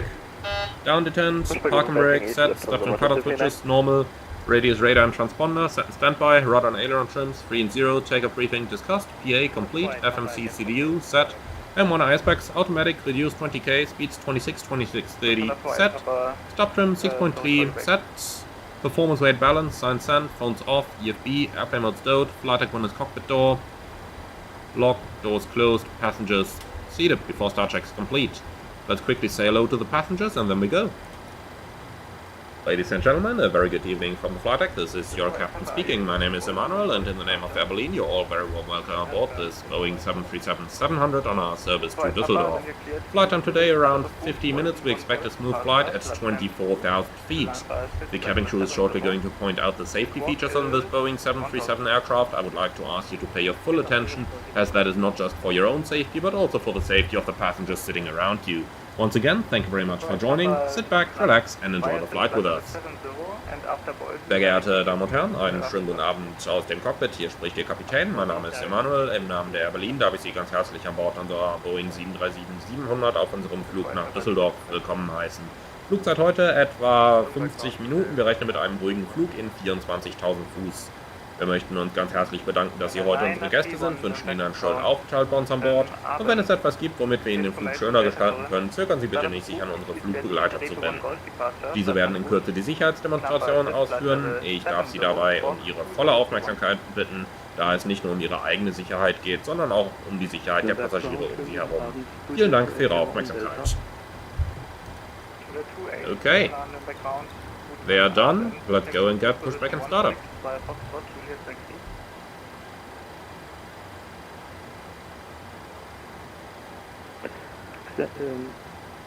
Taxi. So the jetway is disconnected. Very good. Mike 3, Juliet, Berlin 301, request pushback and startup. Berlin 301, Roger, call you back. Startup is approved. Startup approved, hold position, Berlin 301. So he's probably got traffic behind us.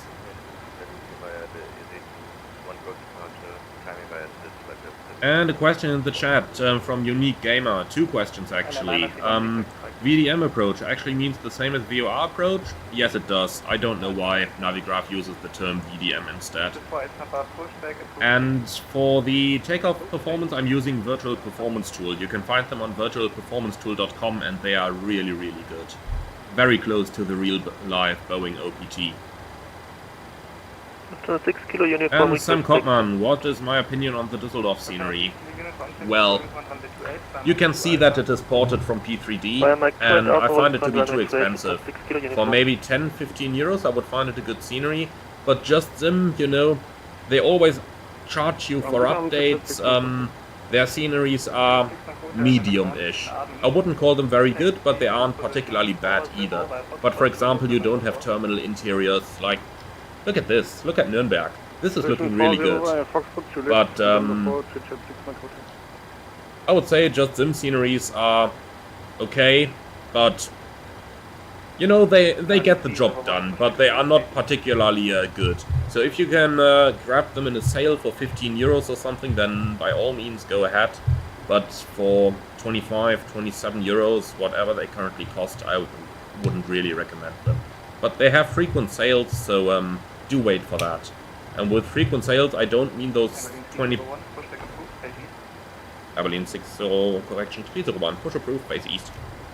And with frequent sales, I don't mean the 20% that they always have, but I actually mean like 40-50% off.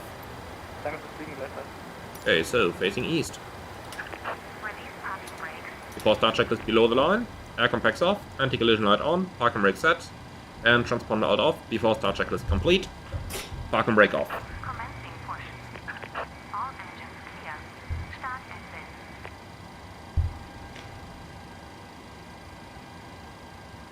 And let me just detune those nav frequencies.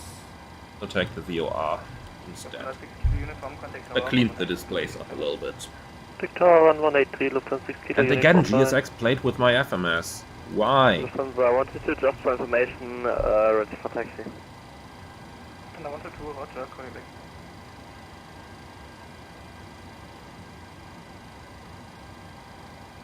Okay, we are beyond the red line, start engine 2.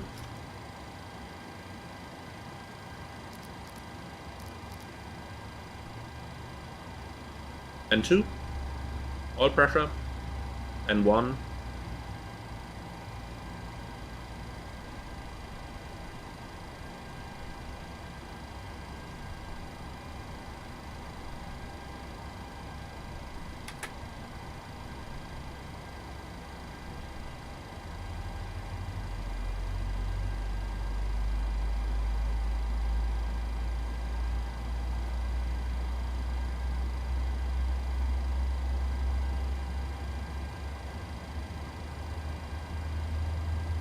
Jumbo, how did I get GSX to say face east on the pushback?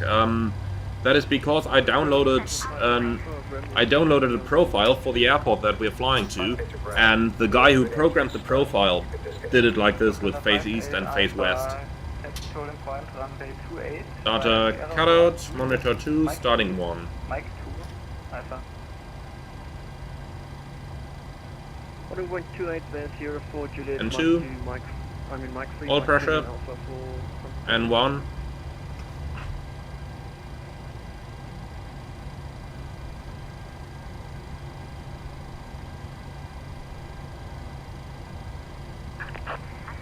MG King, I fully agree with you. If you want to wait for something better for Düsseldorf, like maybe Hamburg or Brussels from Simwings and Aerosoft, then absolutely.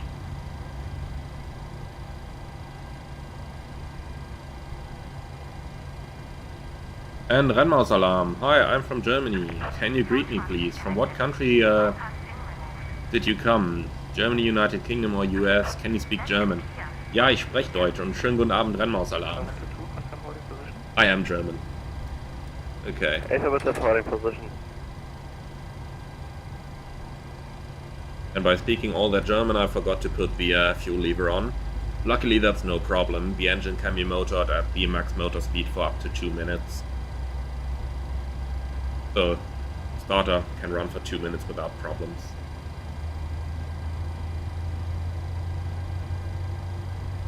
On Nürnberg ground, good evening. You reach your 5 Hotel Delta, vacated Charlie. You reach your 5 Hotel Delta, Nürnberg ground, good evening.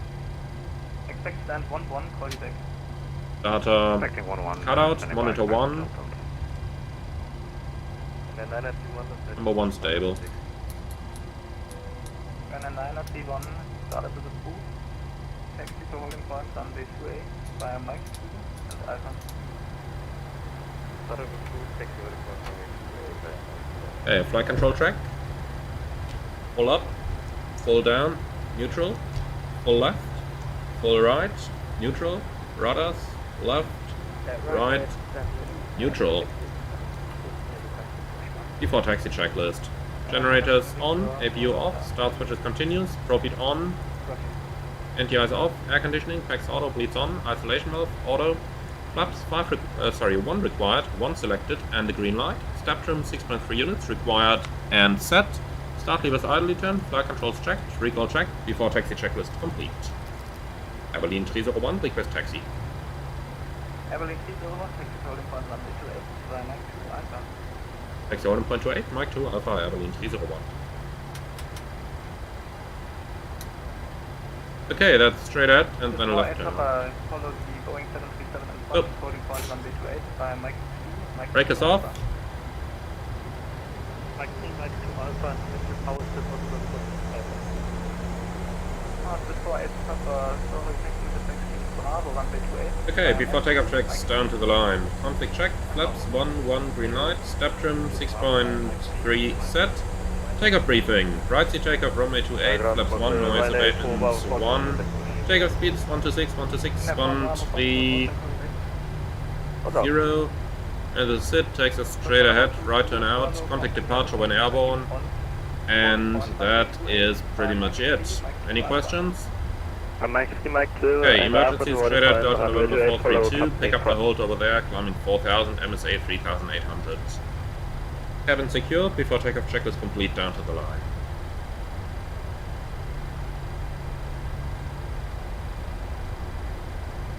Abilene 301, able intersection Bravo and ready for departure.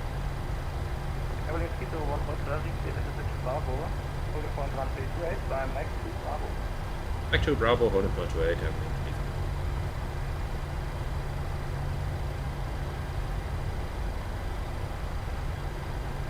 And I found 4 Bravo Foxtrot, Pushback is approved, KD.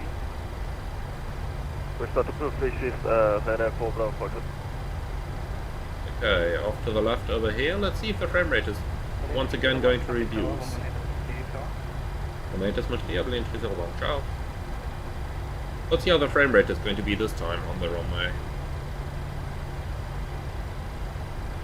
35 Hotel Delta, taxi. Nürnberg, ciao, guten Abend. Abilene 301, taxiing intersection Bravo, ready for departure.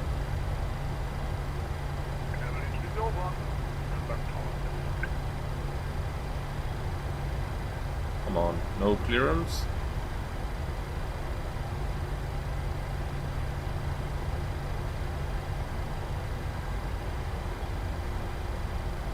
In real life, when they...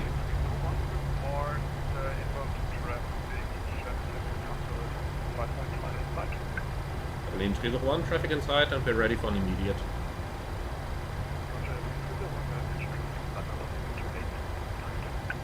And the traffic line up to 8 behind.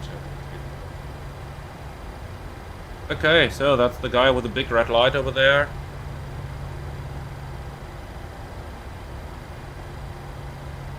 Parking brake set.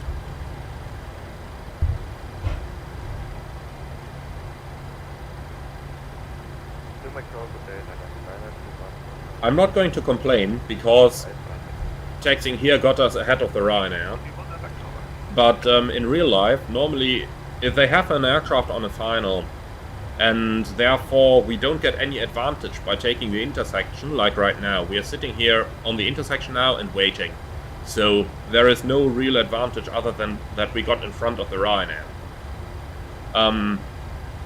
But in real life, they would probably have sent us behind the Ryanair and just have made the Ryanair number 1 for the departure. Because we don't gain anything by standing here and waiting right now. Nonetheless, as said, I'm not going to complain because, you know, now we are number 1 for the departure, ahead of the Ryanair. But that is just realistic as well. Ryanair in real life is never made number 1 by ATC. Ryanair always comes 2nd or 3rd.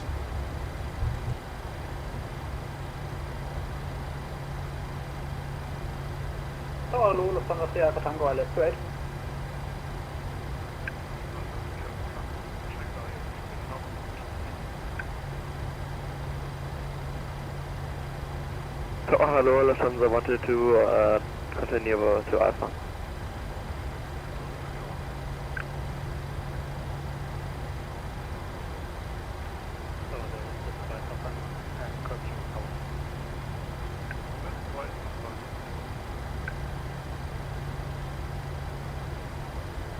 Okay, so let's see what is going to happen. That guy is just landing here. Okay, so confirm the readback. Line up runway 28.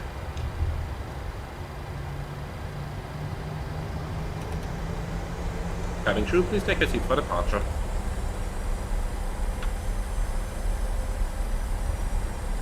Before takeoff, checklist below the line. MCP, set, transponder, Tara, strobe lights on, holding there.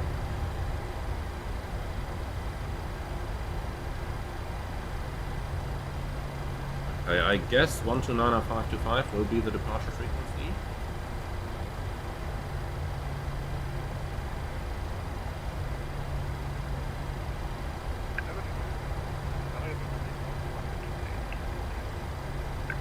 Runway 28, we'll take off at 301. Ciao. Okay.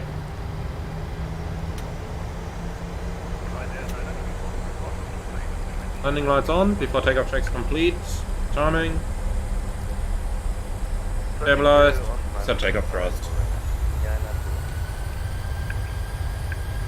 And auto throttle disconnected. Okay, let's put that on once more.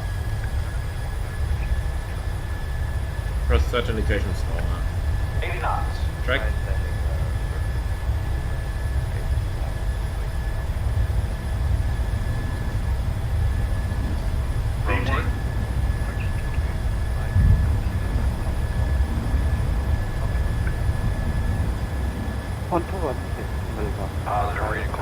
You're up. And do you see those frame rates? I literally get like 1 frame a second right now. Just like on the approach. When within a couple hundred feet of the ground. Let's see when that is going to improve again. Now. Yep, now the frame rate is perfect again. That's gotta be a Microsoft Flight Simulator bug. Okay, Command B. And 1290525.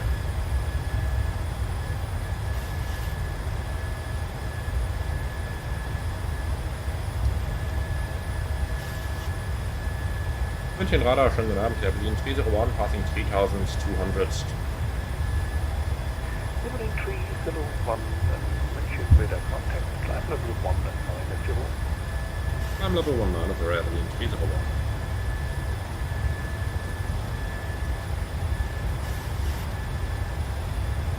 Set, 190 checked, back up. Set standard. Passing level 40, coming 190.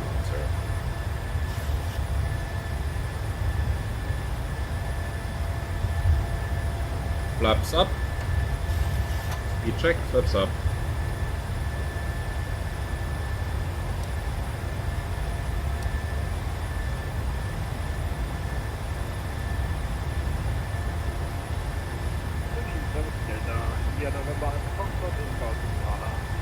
That's up, no lights. After takeoff checklist and full climb thrust. Grüß dich, Alex, cleared radar, 1 Victor arrival, descent flight level 7. Okay, full ground thrust is coming. Enough. Okay, so after takeoff checks, air cannon press 2.6, climbing. Set. Altimeters standard after takeoff checks complete.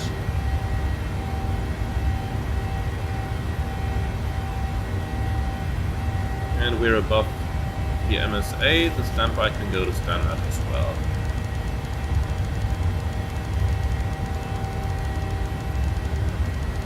Look at how I'm just about turning the Q&H there fast enough for the altimeter to maintain its altitude. That's a little bit right up here.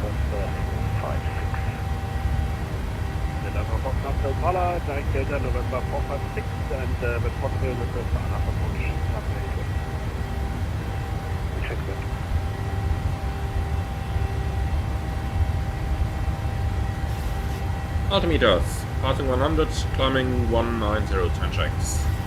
Fuel, balanced, 4 pumps on.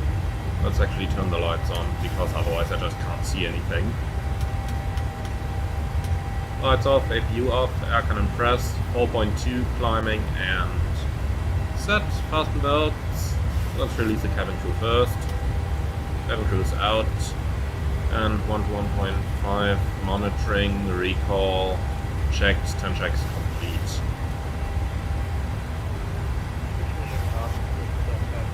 Okay. And we are on the way again.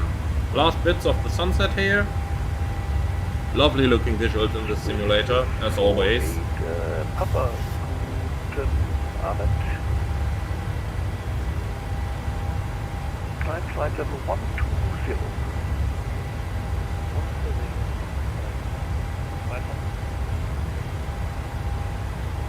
And Martin, someone mentioned the lagging is caused by photogrammetry. That is good. That is an interesting thing. When we're a little bit further out from the airport, I'm going to turn photogrammetry off in the settings, and then let's see if that is going to make a difference.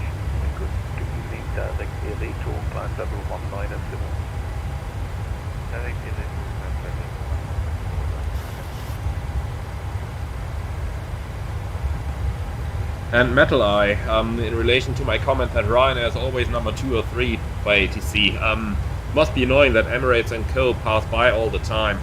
Yeah, it is. But you get used to it. You really get used to it. Okay, vertical speed.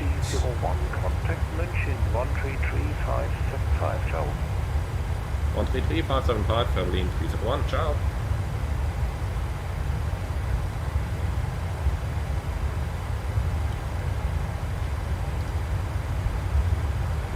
München, guten Abend, Fairlane 301, passing flight level 170, climbing 190 in Marcellus, requesting 240. Fairlane 301, hello, identified, consider climbing level 240. Climb level 240, Fairlane 301. Set. 240 checks. Nina. Information, Romeo on board request clearance to Düsseldorf. 9369, standby, calling back. Lovely rate of climb here, 5,000 feet a minute. Okay, and we can release the passengers as well. Lufthansa 2, Papa 52, contact Rhine radar frequency 133.75.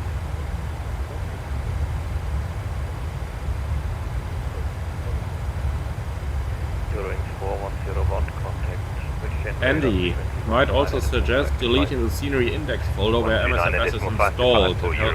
It will rebuild those indexes and should help frame rates. Can you tell me where I can find that one exactly? Then I'm going to give it a try after the live stream. And vertical speed.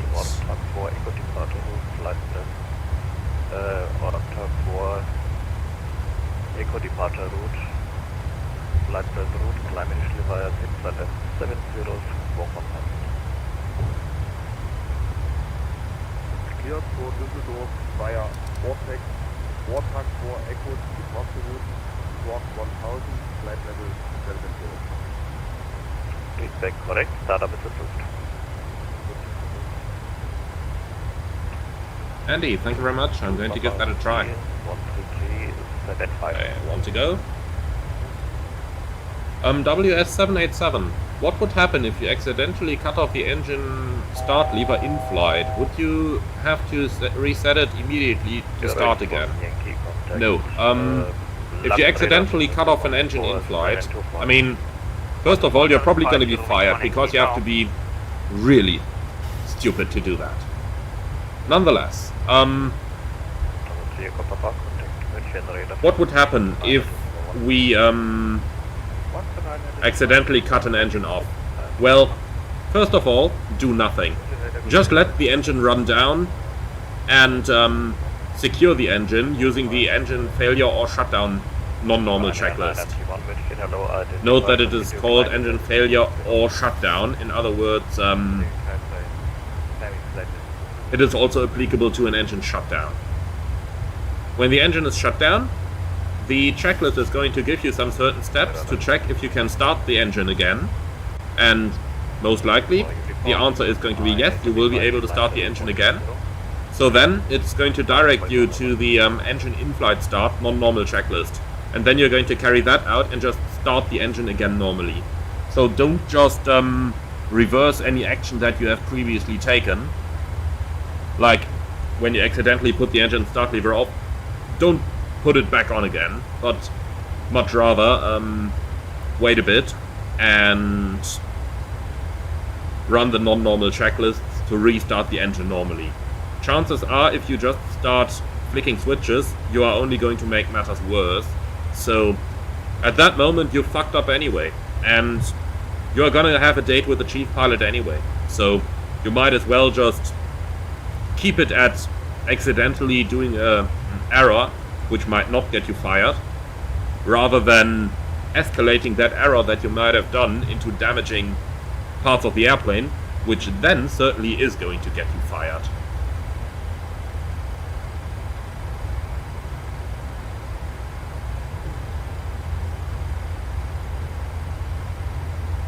Okay, so let's try disabling photogrammetry and see if that's going to help.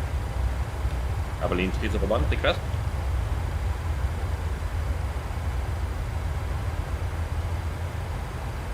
Abilene 301, contact Langen radar 124725. 124725, Abilene 301, check. Nice. I'm telling him I have a request, and he's like, no, not my problem. Off to the next controller.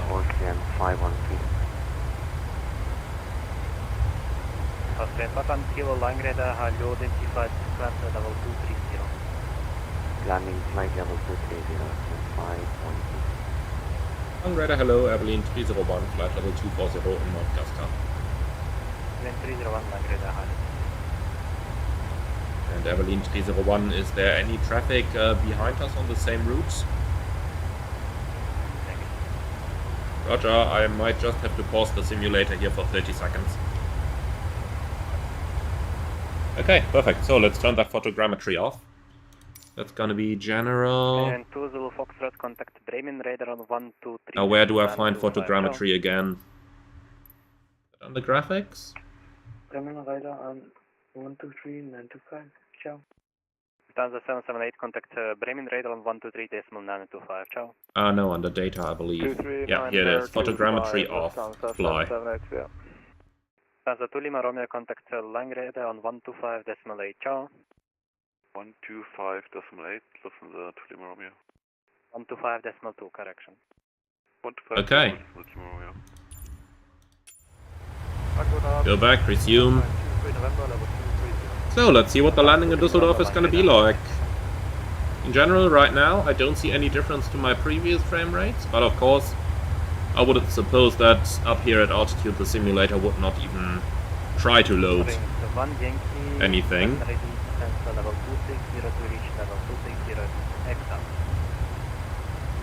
And maybe also delete the rolling cache. Okay, let's do that. So, data, rolling cache, delete.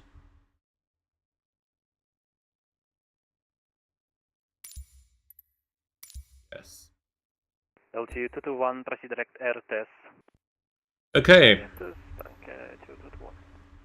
Alpine 23 November, proceed direct air test. Direct air test, Alpine. And resume. So, I do believe since it has to re-download the entire scenery, this might impact the quality of the live stream for a few seconds. But we'll have to see about that.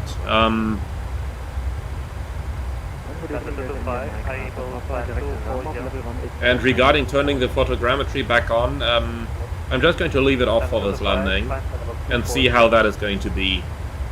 If the frame rates are going to be good, then we can try turning the photogrammetry back on and see what is going to happen then. Okay, so let's see if we can already receive the Düsseldorf HOTAS.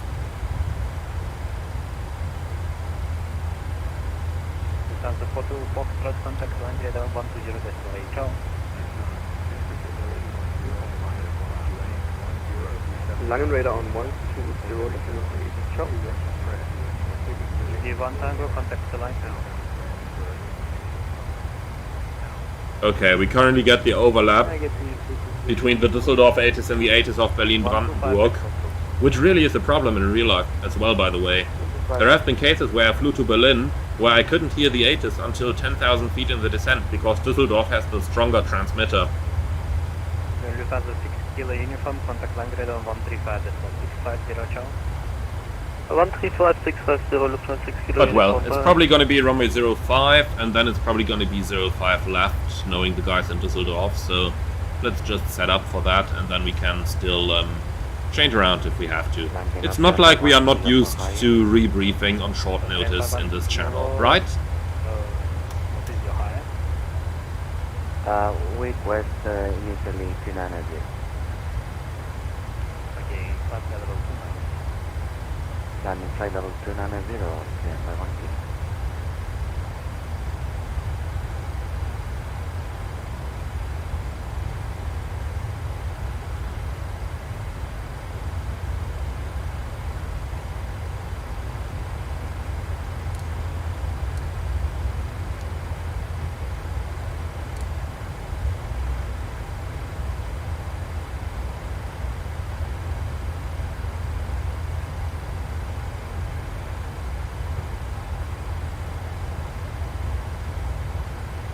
I'm just filling in the data that we had previously already.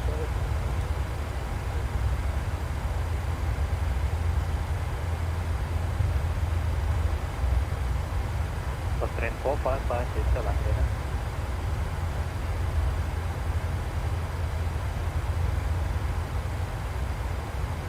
Train 455 is the land radar.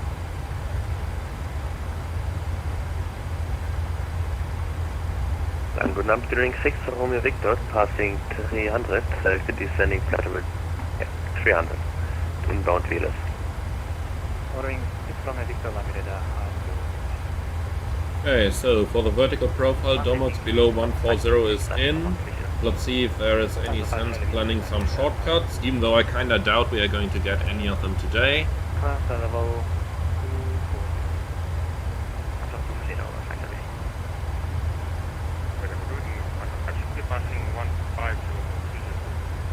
that's the 560 land radar high loading.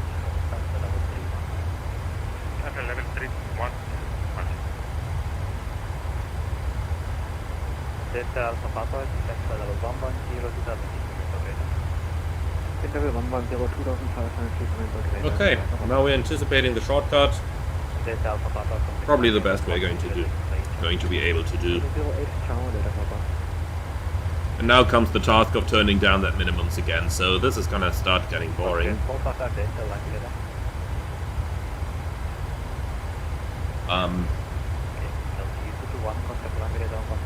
Well, This is gonna take a while. And I'm waiting, and I'm waiting, and I'm waiting. At least it's not as bad like that we have to turn it all the way up to 8,000 or something like we had to do on the live stream at Bogota and Quito. Should be 326 if I'm not mistaken, but we'll see about that in a few moments in the briefing.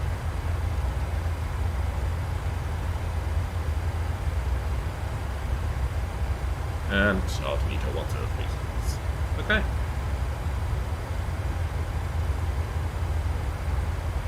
Yeah, Metal Eye, that song again. You name it.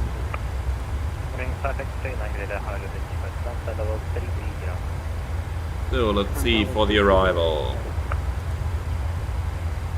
We'll need the Domox 05 transition, and we need the ILS 5 left and 5 right, and of course we need a parking chart as well.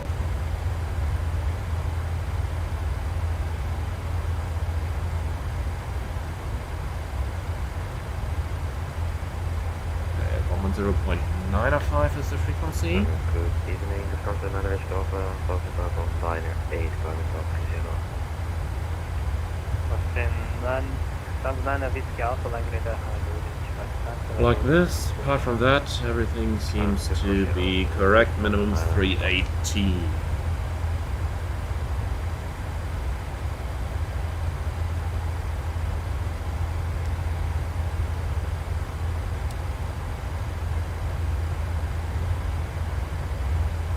Ring 1 Yankee, contact line radar 135.650.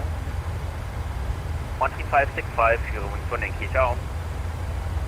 Abilene 301, any chance to proceed direct APEC? Direct APEC. Abilene 301, direct APEC. Line radar, good evening, Delta Charlie. I wonder why you wanted us to fly the entire route earlier. Like, normally, what ATC always does in real life is you get into their airspace and they either send you direct to their sector border or even something beyond if they have any regional, or even further if they have any regional agreements that they can send you further. And the question from the chat there, Michael, could you please explain how does the bottom for speed ref work? I don't quite understand the question. Could you maybe explain exactly what you mean, Michael? And then I'll be happy to answer that. In the meantime, while you explain, let's quickly go into the approach briefing. We don't have any threats for this arrival, so Radar, good evening. that stuff is gonna be all standard. Oh, then let's go ahead, checking the FMC. Direct KRX, clear the KRX 3 data arrival. 250 below 100, forecast page is filled in, fixed rings, runway 05 left, 10 miles, 4 miles. Actually, let's quickly have a look into the weather over here. 050 at 6, 10 kilometers, overcast 1600, 1037. Okay.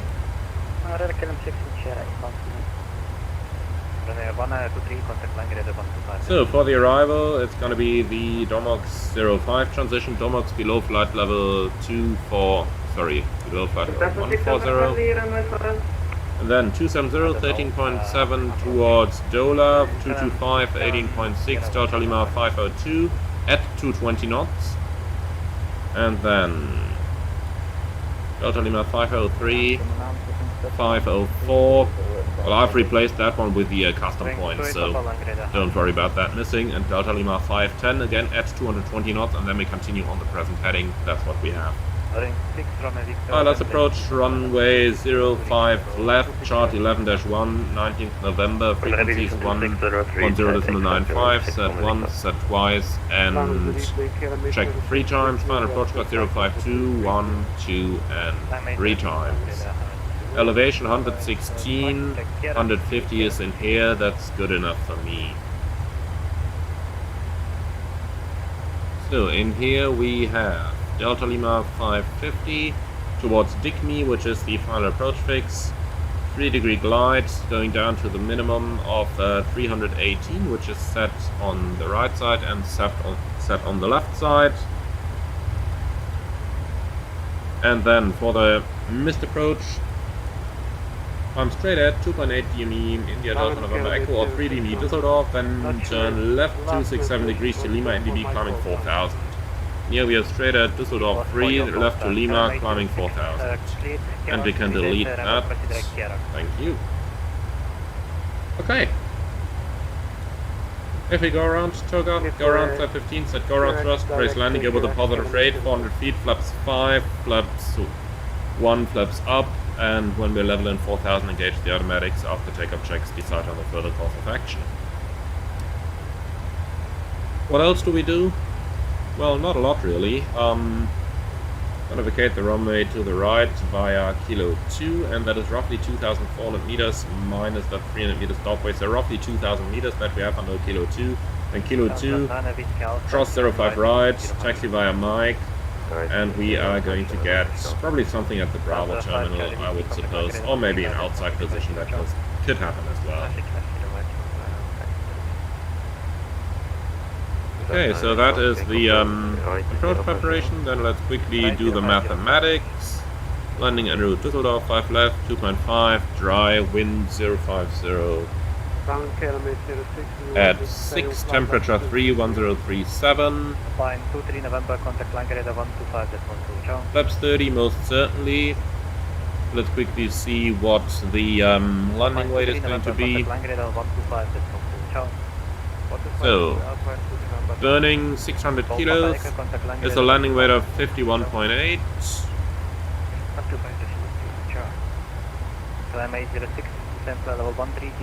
51.8.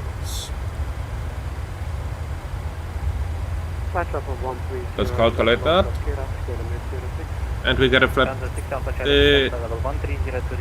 auto brake 3, 1677, 12 minutes brake cooling, auto brakes 2, 2061, 3 minutes brake cooling. Okay, that looks good for the exit, so let's take auto brakes 2 and a flap 30 landing. And that is what we have. Lang radar, good evening, jetline 56, level 1. Okay, any questions on the approach briefing? No? Very good. Descent checklist, please. Pressurization, land out 150, anti-ice off, approach briefing fuel discussed, EOS and outbox, checked and set, descent checklist complete. So, I'll quickly talk to the passengers. Ladies and gentlemen, very good afternoon from the flight deck. This is your first officer speaking. My name is Emmanuel, and I have a quick update for our flight progress. We're going to land in Düsseldorf in approximately 25 minutes time, and the weather over there currently 3 degrees with a cloudy sky. I would like to thank you very much for flying with us. Hope that you have enjoyed the flight, and we look forward to welcoming you again on board of the future Airberlin flight. Until then, we would like to say goodbye to you now. Thank you, bye-bye, and auf Wiedersehen. Sehr geehrte Damen und Herren, aus dem Cockpit hier Copilot. Mein Name ist Emanuel, ich habe ein kleines Update zu unserem Flug für Sie. Wir haben jetzt noch etwa 25 Minuten Flugzeit bis nach Düsseldorf. Das Wetter dort ist derzeit schön bei einer starken Bewölkung, Temperatur 3 Grad. Wir bedanken uns ganz herzlich, dass Sie heute mit uns geflogen sind, wünschen Ihnen einen schönen Aufenthalt, gegebenenfalls eine gute und sichere Weiterreise. Und 35 bis 065 Airberlin, Risiko 1, bye bye. Ja, wir hoffen, dass Sie den Flug heute mit uns genossen haben und würden uns freuen, Sie bald wieder an Bord begrüßen. Vielen Dank für Ihre Aufmerksamkeit.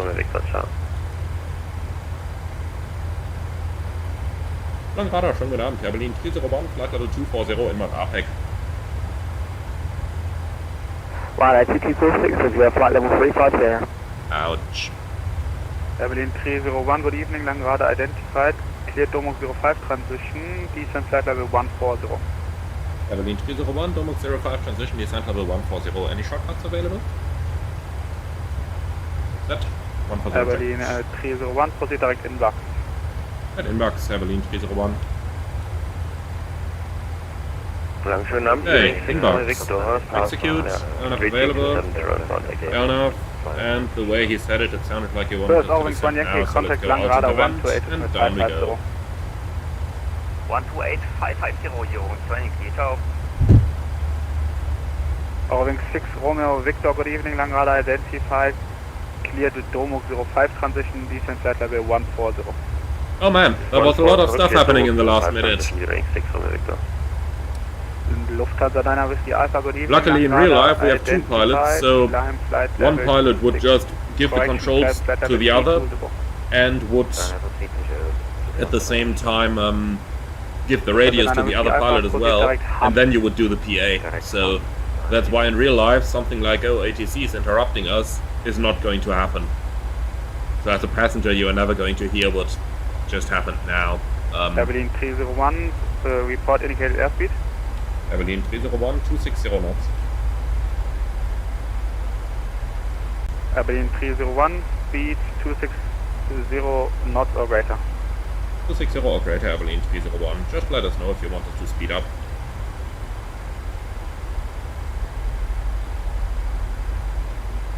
Okay, doesn't seem like it. 6 Romeo Victor, speed 260 knots or less.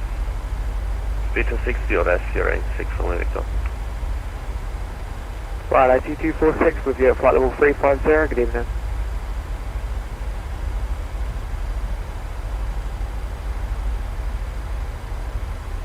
Ryanair 2246. Okay, so Michael, regarding your earlier question, I'm still trying to understand. Could you please explain how it's working the bottom for speed rev? I mean the bottom left near the auto brake. Ah, I think this is what you mean, is it? This is basically in case of an FMC failure. You would set this to the numbers in question. Then you see a little pop-up here on the primary flight display, and then by turning the inner knob you could set your V1, VR, your weight, which is used for certain calculations. Contact Langrada 128.550. 128.550, Aberdeen 301. Bye bye.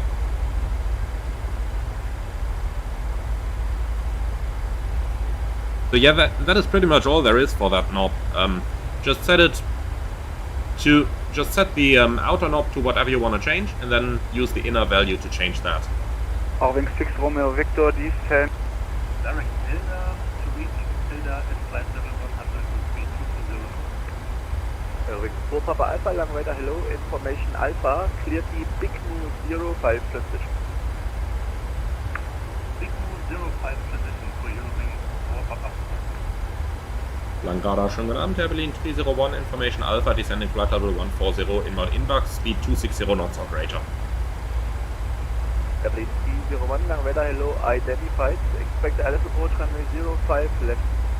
ILS 05 left, Berlin 301, any shortcuts? Berlin 301, direct Domox. To Domox, Berlin 301. Okay, Domox, execute. Enough available. 5000 feet, QNH 1037. 5000 feet, QNH 1037, 6 kilo uniform. And the 6 kilo uniform, contact the director 12865. This looks nice, doesn't it? I don't know, I'm looking out here right now and I just feel like I'm sitting in the real plane. Contact the director 12865. Ciao. That was nice. That was one of those moments where I just felt like, yeah, this could be the real aircraft.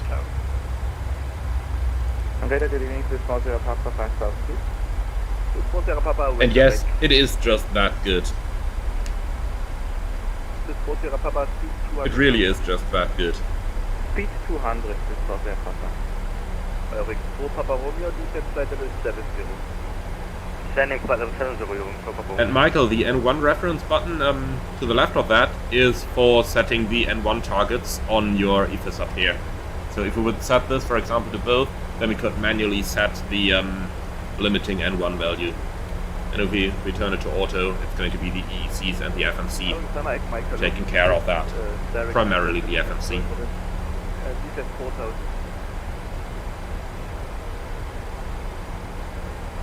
And AJ, is there a reason why you always choose the Honeywell versus Collins MCP? Well, the reason I chose it on this one is because we are flying... Here we go. Can't really see it. But we're flying a good old 2004 livery, and I just searched some cockpit pictures of that particular livery, and they had the Honeywell installed, so that's why I took it.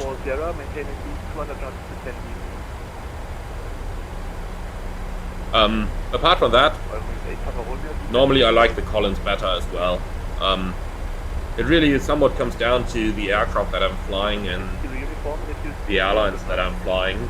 So that's the reason I have the Honeywell installed right now. Descending level 110, Yoke 1 Yankee. Goodwin, does Toga engage during a go around if the auto throttle is off? Yes, but not in thrust mode, so you're only going to get the vertical Toga mode. They might reduce speed 200 knots. It is 200 for the 6 kilo uniform, you get 4,000. Captain Mark, yes, my yoke sensitivity settings are still the same as in the video I did. 8 Papa Romeo, turn right heading 020, clear the Alice. The key to flying the airplane correctly is doing small control inputs. That's really all there is to it. 4 Papa Alpha, reduce speed 200 knots. Basically, if I look at YouTube videos from flight simmers who are not real-life pilots, I see that they are constantly yanking the controls around and doing strong control input. 301, descent flight level 110, 220 knots.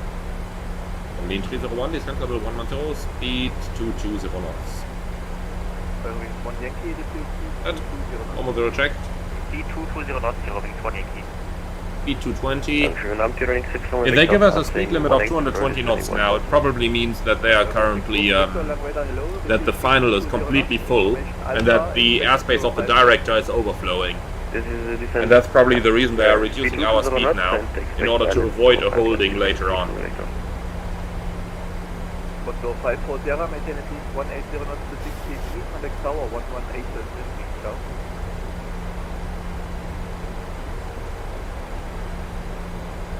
Foxtrot 12 Lima, present heading, cleared ILS 05 left, maintain at least 200 knots to 10 feet.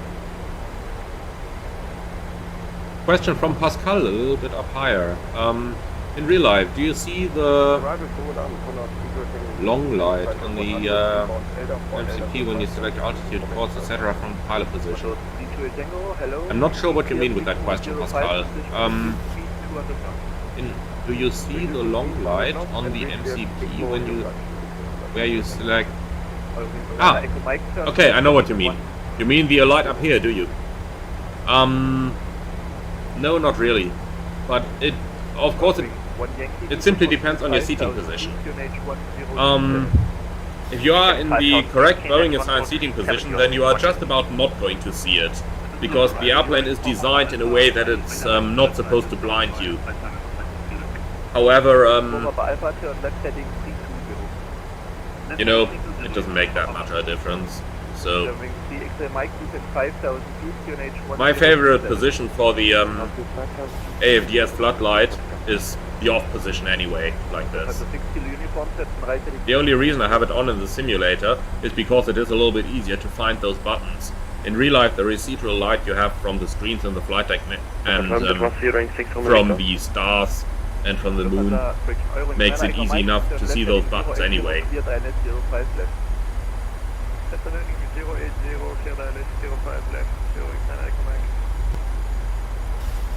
8 Papa Romeo, reduce speed, final approach speed and contact tower 118 speed, ciao. Final approach speed and ATC, eure Bestätigung, noch mehr, danke, ciao. 4 Papa Romeo, descend 5000 feet, QNH 1037. Standing 5000 QNH 1037, Unit 4 Papa Romeo. Under 6 kilo uniform, turn right heading 02. Michael, when you have a dual engine failure, how do you get power for the displays? Boeing has no Rammer turbine. Well, the batteries are going to power the the two captains' DUs and the upper display unit, and the first officer's displays are going to go off, and the lower display unit as well, in the emergency electrical configuration. And the batteries are able to power the displays for 30 minutes per battery. You have 2 batteries on board, so 60 minutes is what you have.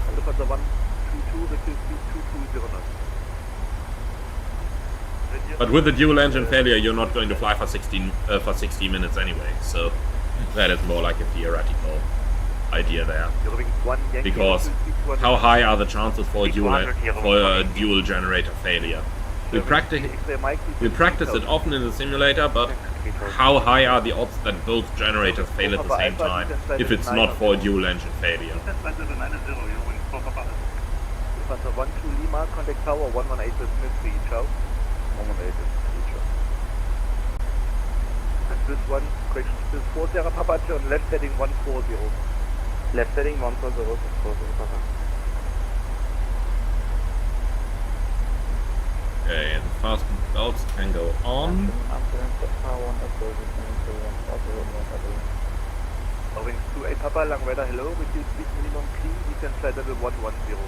110 Wings 6 Romeo Victor, descent Now we flight talk level so much about manual flight that 1106 Romeo Victor. Airblade 301, descent 5000 feet, QNH 1037, receive speed 200 knots. Berlin 301 descent 5000, QNH 1037, speed 200 knots. At 5000 checked, set altimeter 1037. Speed 200.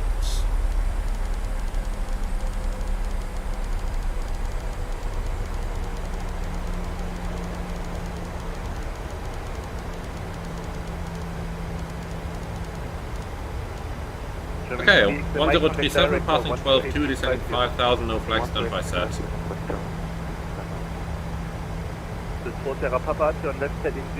Okay, they seem to have a director again. 12865.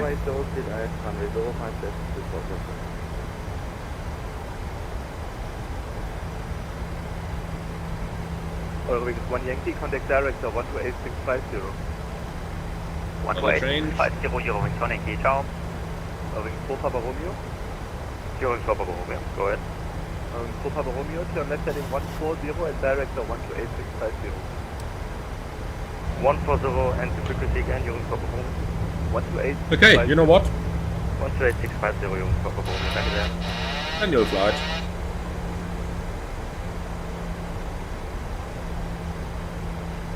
But the 6 kilo uniform, maintain at least 180 knots to 16 and over the tower 1183, ciao.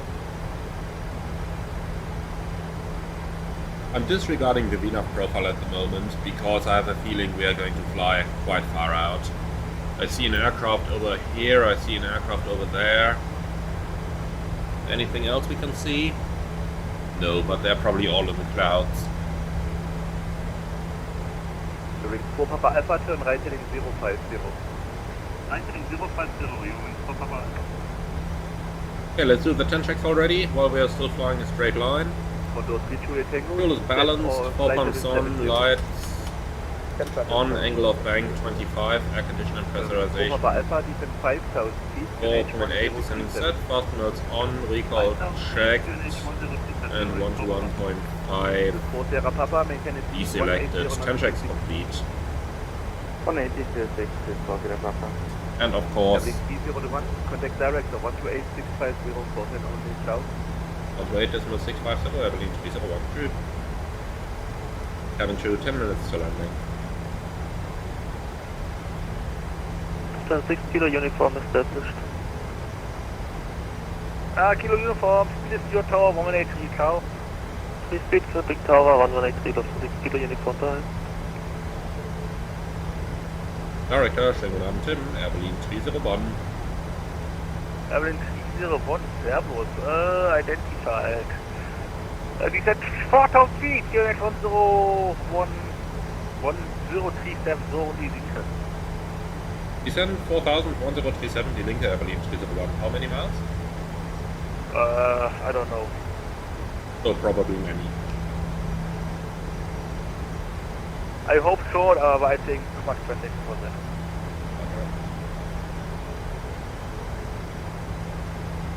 I know that guy.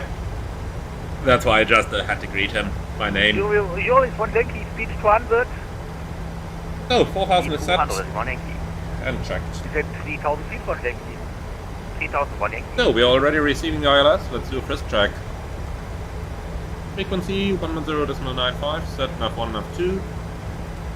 Big range, runway 5 left, 10-4, islands, India Delta 1 Echo, India Delta 1 Echo, standby instrument set, course 052. Approach checklist. Unit 1 Lecky, right heading 320. Approach check Right complete. 320, your wings 180.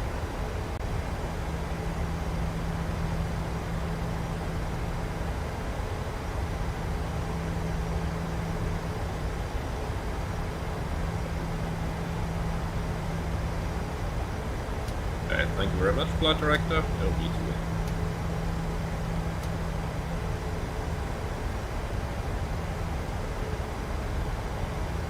Ryanair 59er Yankee. Ryanair 59er Yankee, hello, welcome aboard 05 left runway and gliding 230.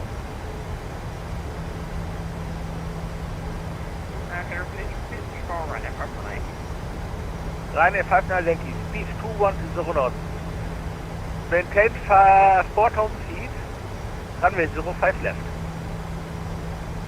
Guys, I'm going to answer the questions that are coming in right now as soon as we are on the ground, because right now I have a feeling it's going to get a little bit busy, and I kind of enjoy hand-flying the plane, so in order not to mess that up, I'm going to answer the remainder of the questions as soon as German 3X Mike, we're at the gate.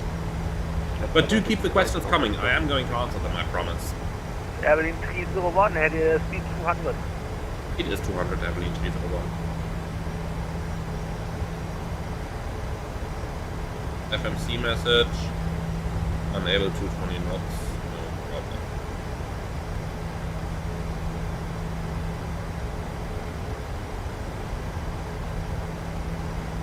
Ryanair 59 Yankee, speed 200, descent for 3,000 feet.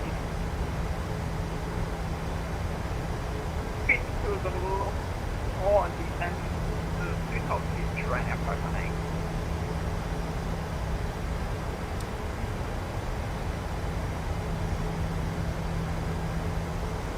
Probably gonna fly a couple more miles.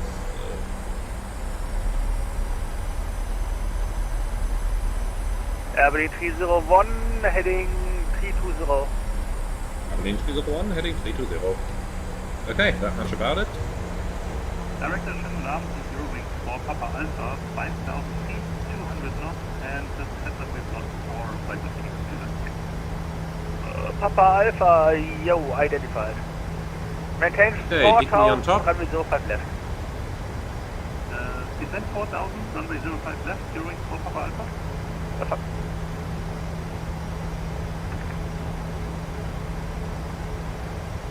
Ignore, you're rank 6 from Victor. Yoke 6 Romeo Victor, hello. Descent 4,000 feet. Descent 4,006 from Victor. Yoke 4 Papa Romeo Tower 118.3, ciao. 18-3, you're in Papa Romeo, tschüss.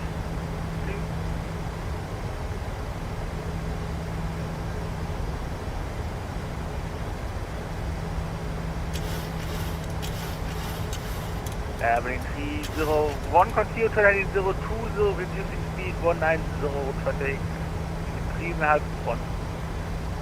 Airline 301, right heading 020, speed 190.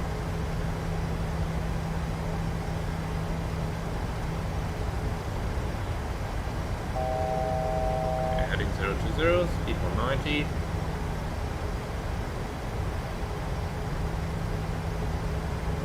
I'm flying the turn with a little bit lesser bank angle right now because that increases our turning radius a bit and thereby increases separation. But yeah, that guy's 2.5 miles ahead. Let's go 180. Up 1. Director Lola Sunset 152. Ryanair 59 Yankee, what are you doing? I follow my LNAV route. Yes, negative, we for all sector 5. Continue pilot, make a full orbit, fly heading left heading 230. Heading 230, Ryanair 59 Yankee. Airline 301, you over to local and make a right heading 020 for intercept here, approach 5 left. Airline 301, you never cleared us for the ILS. Turn right, intercept the ILS, 05 left.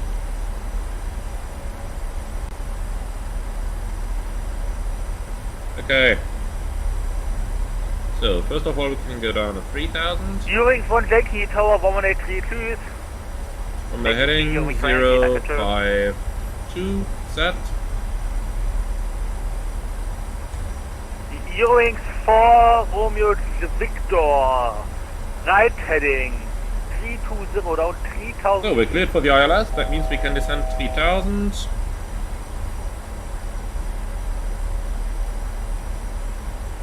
Eurings 6 Romeo Victor. I confirm you mean 6 Romeo Victor, not 4 Romeo Victor? Yes, 6 Romeo Victor, sorry. I didn't say again, you think 6 Romeo Victor? Heading 320 down 3000. Next up is going to be 183, we can pre-select that already. Germans 3 X-ray Mike, left turn, right turn heading 180. Right heading 180.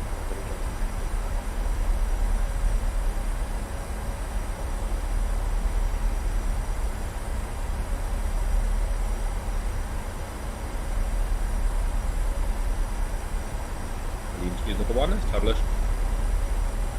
Roger, 18.3, tschüss. 18.3, sure. That's the easy version of giving the tower frequency. 18.3, bye.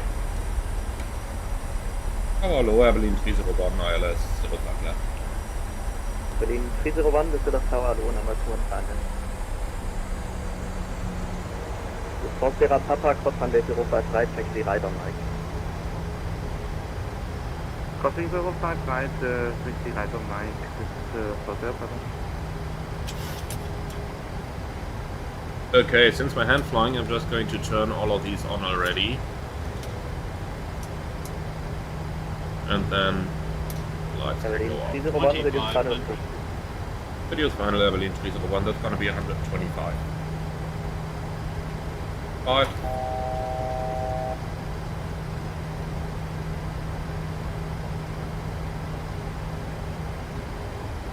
And here down, that's 1 Yankee 15. with 05, 0 degree 6 knots, runway 05 right, correction runway 05 left, clear. Can land in 5 left, Eurings 1 Yankee. Moving 4 Papa Romeo, cross runway 05 right, for short of Mike.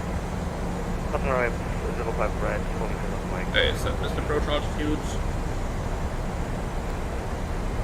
4,000 feet set.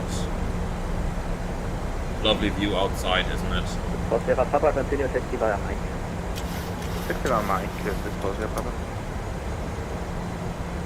Laps 30, set VRF plus 5.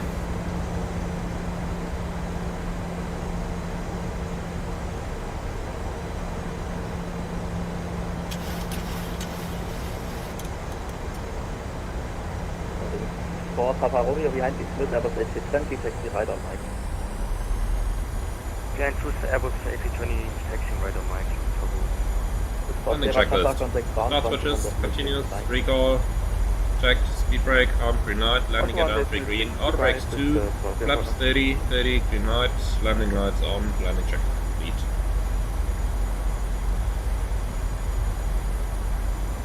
Tower Alpine 34 Echo Lima 9.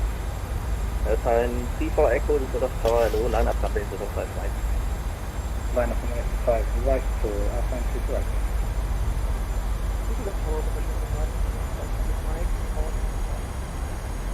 Waiting 5 to date Mike, Düsseldorf Tower.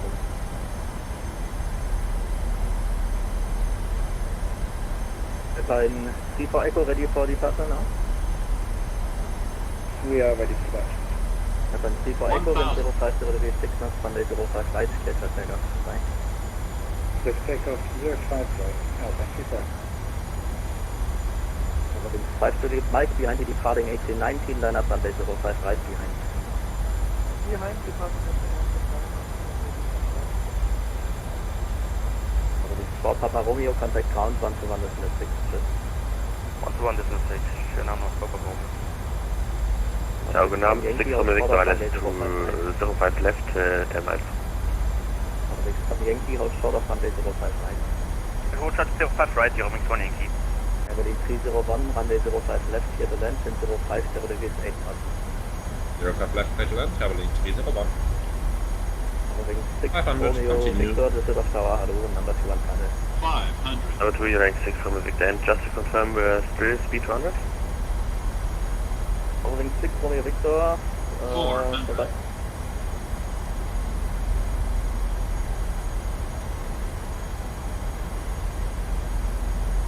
300. Approaching minimums. Back.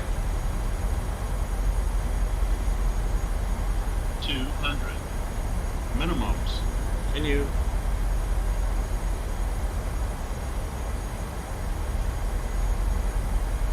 Holding 600 Victor, free speed. Okay, I'll disregard the glide slope now. 50. 40. 30. 20. 10.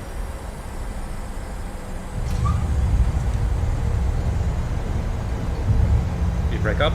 Holding 5 to this Mike, then 05. Transfer is normal. Runway 05 right, clear for takeoff. 80%. 100 knots. And idle reverse. 80 knots.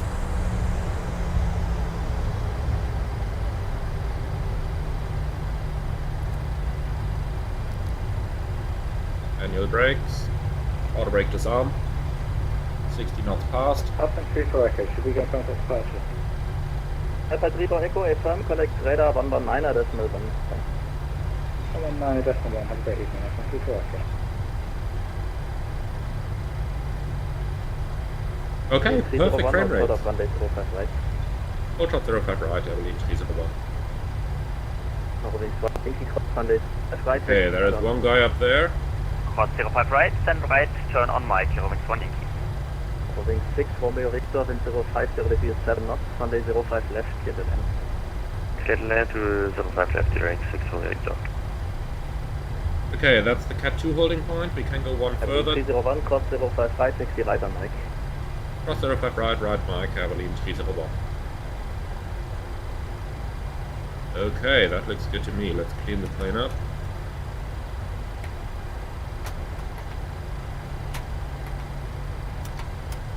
Alpine 193, tower, holding short 05 right. Good evening, Alpine 1983, line up runway 05 right. Line up and hold 05 right, 198.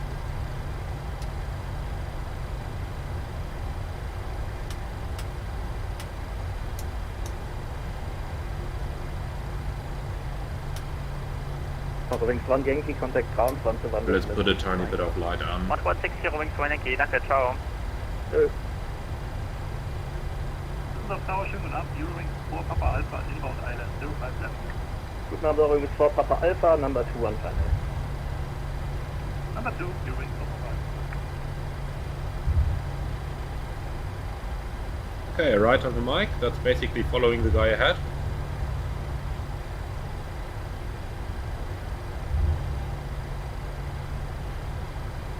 Alpine 1983, wind 05, 0 degrees 8 knots, runway 05 right, clear for takeoff, fly.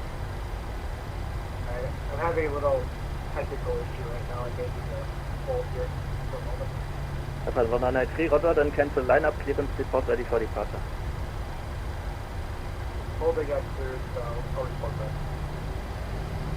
Berlin 301, contact ground 1 to 1, decimal 6, ciao.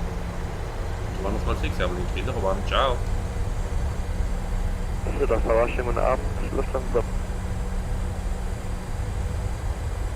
Und schönen guten Abend, Abilene 301.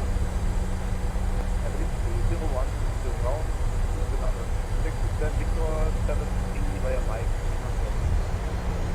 Victor 73, Mike, Lima 7, Abilene 301, ciao.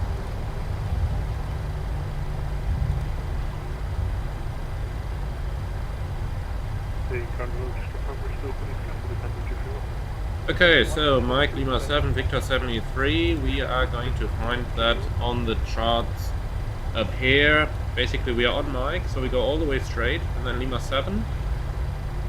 And then Victor 73 is just before that little knick on the taxiway there.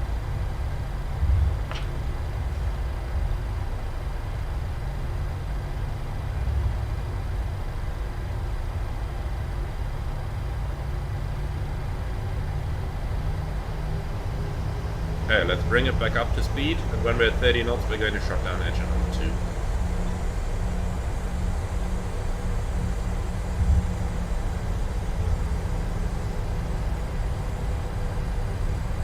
Okay, we're at 3 minutes. Shutdown number 2.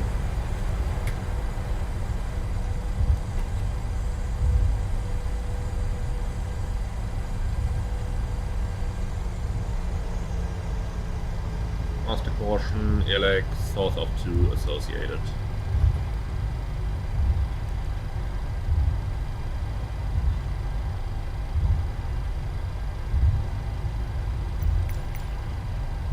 And then GSX, Victor. Schönen guten Abend, Gearing 6 Romeo Victor. Victor, guten Abend. Then Victor 5-3 via Mike. No follow me needed. Handling by. Then Victor 5-3 via Mike and just to confirm the battery rings 6 Victor Romeo. Negative 6 Romeo via Mike Lima. Mike Lima 5 ring 6 Victor Romeo. True. Hey, clear that guy. We're passing the checkpoint. And that is gonna be Lima 7, second left. We've got master caution hydraulics, low pressure engine 2, associated.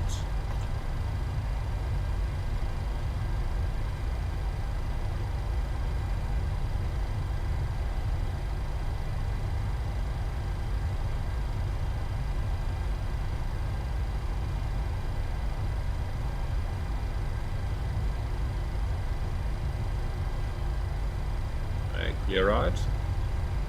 And clear left. Suzuki 1 taxi boarding point on the 05 miles via Papa 3 Mike Lima 9. 05 yeah, Papa 3. Lima 9, Lufthansa 231.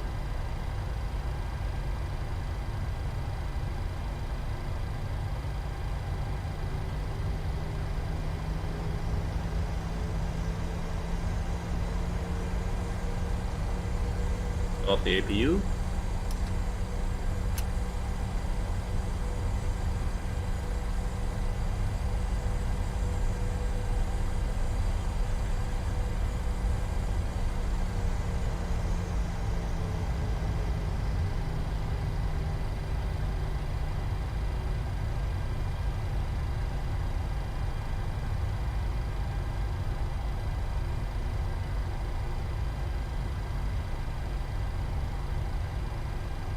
Okay, not this one. Just over there in front of the light pole. Where we can see the ground handlers waiting.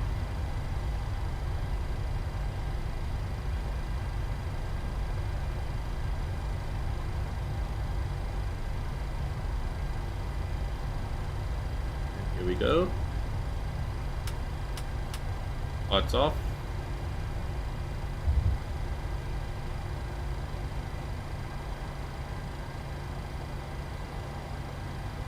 Okay, clear on the right, the light pole is beyond the red line. It better be, by the airport design.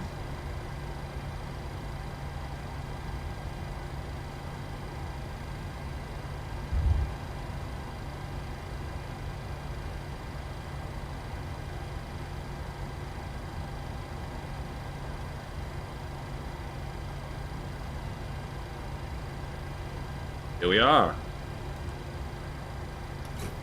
Okay, parking brake set. 2 blue, 1 red, engine's dead.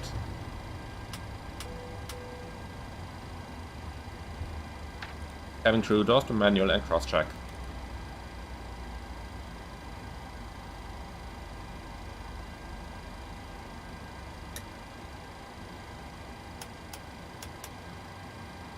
Das ist Suzuki 1 Select Tower 183, bitte.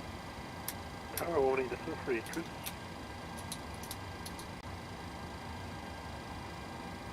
And we have engine 1 and 2 below 20.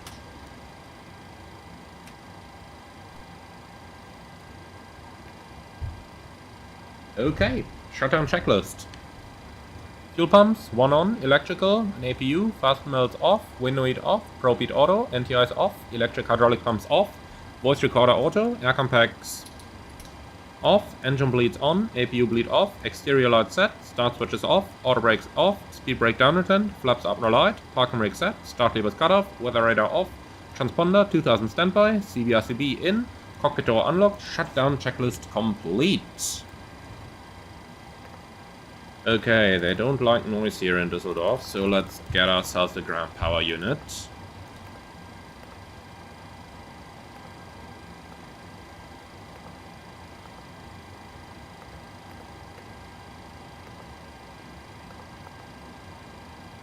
Okay, shocks in, brakes off.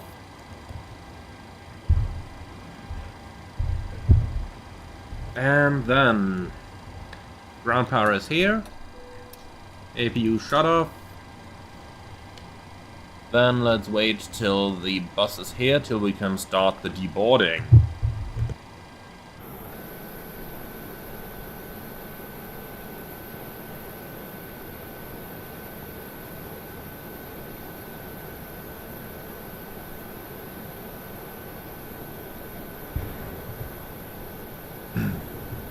Alright. Feels really nice to see this livery in action again. It really does. So, then, let's go through the comments. So, Captain Mark, do you feel like the auto brakes and reversers in the PMDG are not as effective as in real life? No, I don't feel so at all. There is one difference between the two. And that is, I have the feeling that the auto brake seems to kick in a little bit later than in the real aircraft. But, that is something that is going to be analyzed by the team and that they will look into. But apart from that, I would say that the deceleration rates themselves are actually quite spot on. I know that a lot of people say the PMDG 737 takes too much runway, but I do believe that that is because the braking action itself just onsets a little bit later than it would in the real plane. But that's just a theory, so I haven't proven that yet. And Metal Eye, the good old days. Condor, Lufthansa, and of course LTU. Yep. Then, Gency07, how does the performance of the PMDG 737 compare to the Phoenix and fly-by-wire? Well, compared to the Phoenix, the performance is definitely better. I would more compare the performance of the PMDG 737 with that of the default aircraft. Now, I haven't flown the fly-by-wire. I just haven't flown it, except for 2 flights. So I can't really compare it to the performance of the fly-by-wire Airbus. And Lukazi09, is there any indication that the auto brakes are working like in the Airbus where you have the decel light?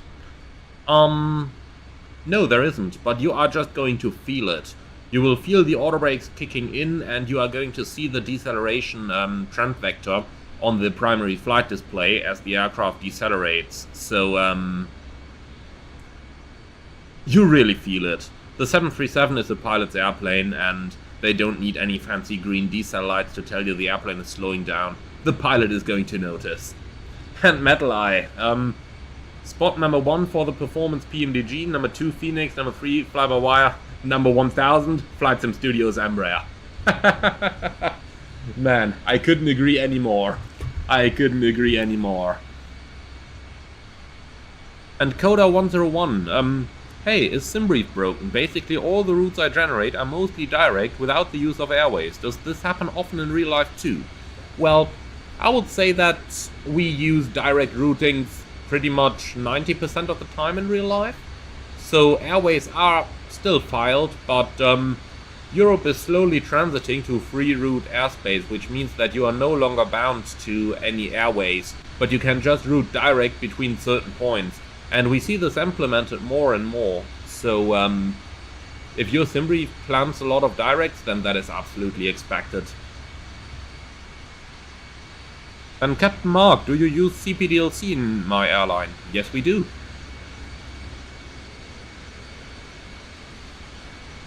But we only use CPDLC since it became mandatory for operating above flight level 280. So, yeah, well, we had to use it, otherwise we would have to stay below flight level 280. So that is reason enough to convince any airline CEO to invest into a data link system, isn't it?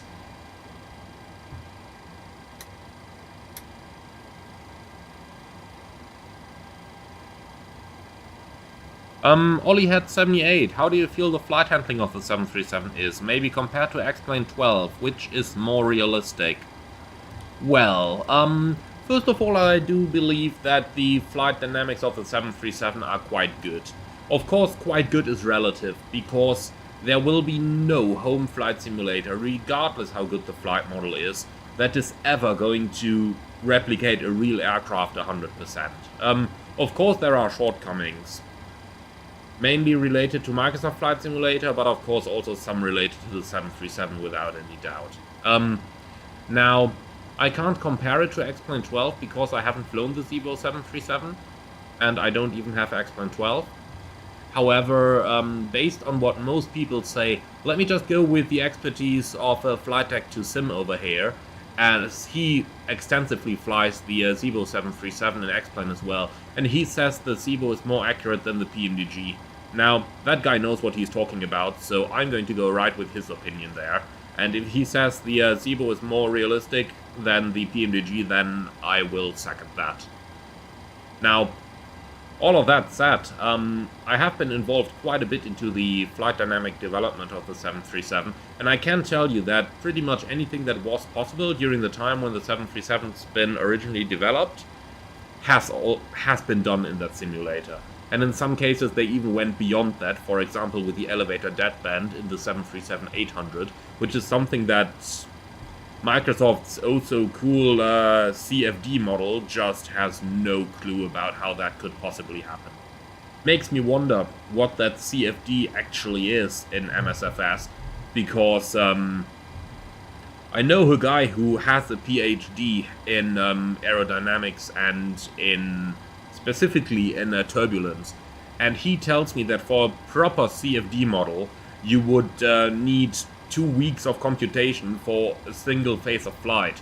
Now obviously Microsoft Flight Simulator needs to do all of that in real time, so the entire CFD model in Microsoft Flight Simulator has to be really limited in what it can do. So take it or leave it from there. I do believe they did a good job, so is it perfect? No, not at all. Is it good? Yeah, I'd say so. I mean, taking the limitations of what we can do with our home joysticks into account, I would say that the possibilities in MSFS have been used to the maximum extent possible, and I would say that, of course it doesn't fly like 100% perfect, that's out of question, but I would say that it flies close. Let's put it that way. Of course there is room for improvement without any doubt, but I like it.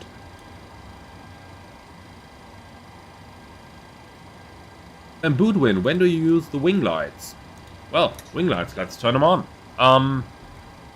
Basically they illuminate the leading edge of the wing over here, and there is only a single reason for you to use the wing lights. That is when you want to inspect the leading edges of the wing for any icing that you might have. So then you turn the wing lights on, you have a close look at the leading edge, see if there is any icing on here, which is quite difficult to see, to be honest. Especially when you're flying through clouds, then you have all the reflections from the clouds in the chrome-like appearance of the leading edge, and that makes it rather difficult to actually spot icing in first place. But the lights are there for that purpose, and they do fulfill the purpose quite well, so the wing lights are used in order to spot ice on the leading edges of the wing. And that is the only purpose how we use those lights.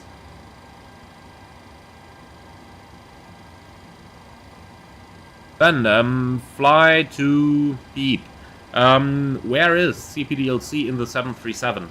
Well, in the PMDG it's not implemented at the moment, but if it was, you would find it here by going into menu and then downlink. So in our planes this is data link, not downlink, and we go to menu, data link, and then it brings you into the CPDLC pages.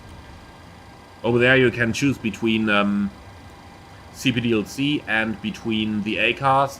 Now in our aircraft we don't have ACARs fitted, so we go right into CPDLC.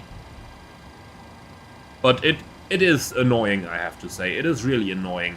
Like every time you get a message you need to hit menu, then you need to hit data link, and only then you get to see the ATC messages. And then, of course, Boeing is Boeing and not Airbus. In Airbus, In the Airbus, you just have that extra display unit, and it just shows you things like current data unit that, next data unit that. And the Boeing, for every single time, it senses something like that. Ding dong! ATC message. Press menu, press downlink. Next unit, Lima Foxtrot Echo Echo. Current unit, Lima Sierra Alpha Sierra. And then, if you're flying in Italy, then you get messages like CPDLC not in use. Ding dong, CPDLC now in use. Ding dong, CPDLC not in use. And at that moment you just get totally frustrated and hit the lock off button. So, some guys have asked me once why I am not really complaining to PMDG about the lack of CPDLC.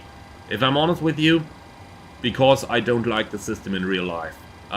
It sends so many annoying spam messages like next unit so-and-so, current unit so-and-so.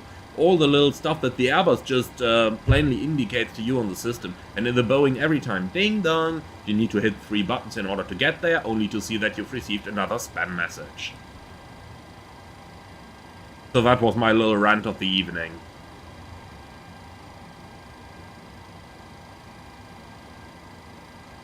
Team Motivate, what are your Phoenix A320 sensitivity settings? To be honest, I haven't changed anything.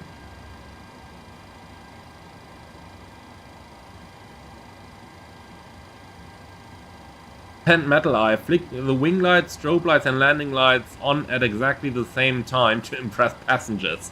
Yeah, you're gonna blind them straight away. And Team Motivate, can you do Flight to Malta?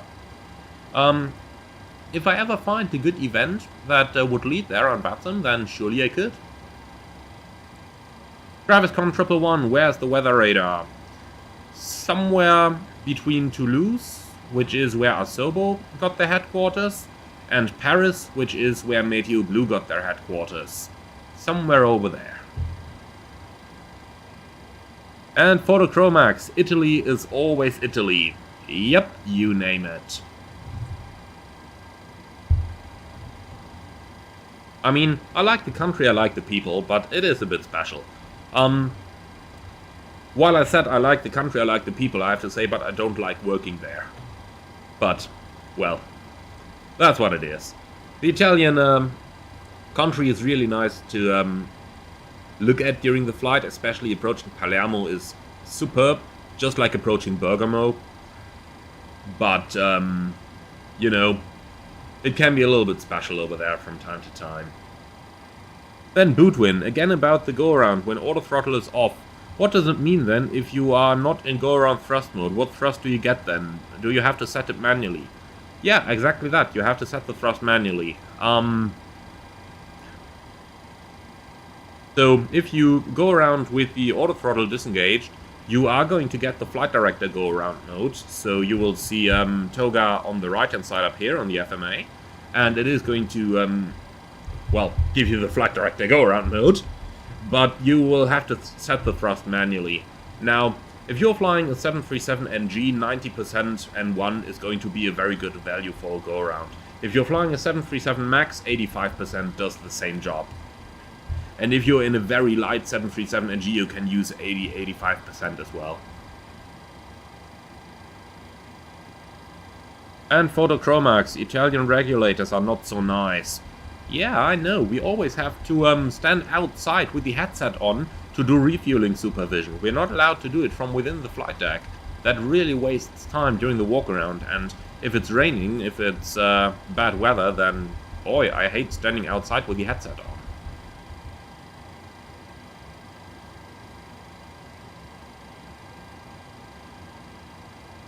And Graviscom, no, in the PMDG weather radar doesn't work, just like in no other simulator aircraft you have a weather radar. You have a 2D display similar to what is called weather radar on the Apple App Store or on the Google Play Store, but that has nothing, absolutely nothing to do with the real-life aviation weather radar.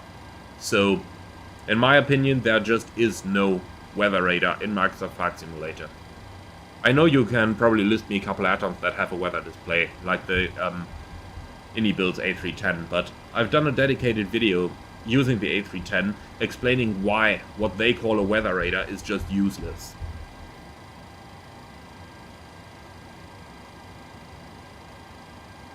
Arthur, when do you use the ground call button? Also, do you use it to advise ground crew that you will pressurize the hydraulics? We use the button whenever we need to talk to somebody and there just is nobody close by. So, let's say for example, if the ground power unit fails and we need it to be started again and there is nobody walking by. Normally what I do when I want to talk to the ground crew, I hate using the call horn because it is just so incredibly loud, and when you have passengers standing next to the L1 door and you press that button, those passengers are first of all going to be shocked by how loud that thing is and by hearing an alarm. So you're really going to frighten the passengers using that. And what I normally do is I just open the window and have a look for the dispatcher and then just wink him by. That's really much easier than using that ground crew call horn. However, that's what the button is there for. To get the attention of the ground crew in case you need something from them and you can't establish visual contact with them.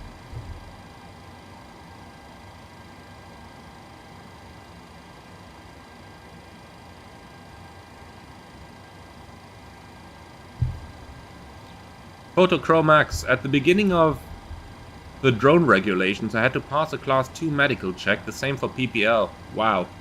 Yeah, Italy. Coda 101, have you flown the MAX yet? Also I heard Beep are retrofitting their aircraft with split skimitar winglets. Aren't these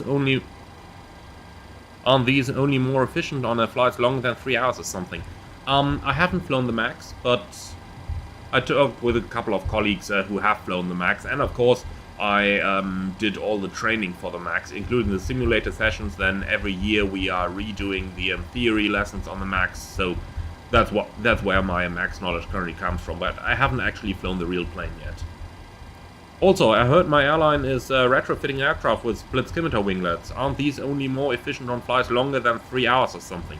Well, yes, they are retrofitting those. It's going to be 23 aircraft by the beginning of summer, and the split skimitars are more efficient from flights of approximately 2 hours onwards. So you need at least 2 hours flight time for the split skimitars to save you any fuel. Now the average flight time in my airline is about 1 hour and 20, but seeing that they are retrofitting 23 aircraft for the summer season, I do expect them to use those aircraft on the flight to the Canary Islands and stuff like that. So over there they are definitely going to save fuel. I guess in the end we'll end up having half the aircraft fitted and the other half not, and then they're going to assign them accordingly. Or that might just be too much work and they're just going to retrofit every single aircraft because, hey, why not? It only costs $500,000 per plane. They can pay that out of the impost box, can they? In between, the ground horn works in the PMDG.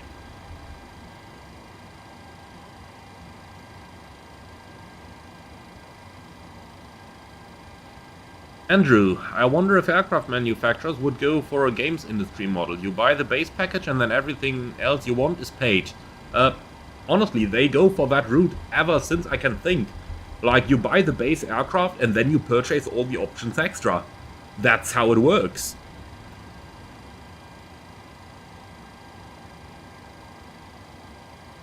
And Bootwin, can I sound the ground call horn? Yeah, sure. That's what it sounds like.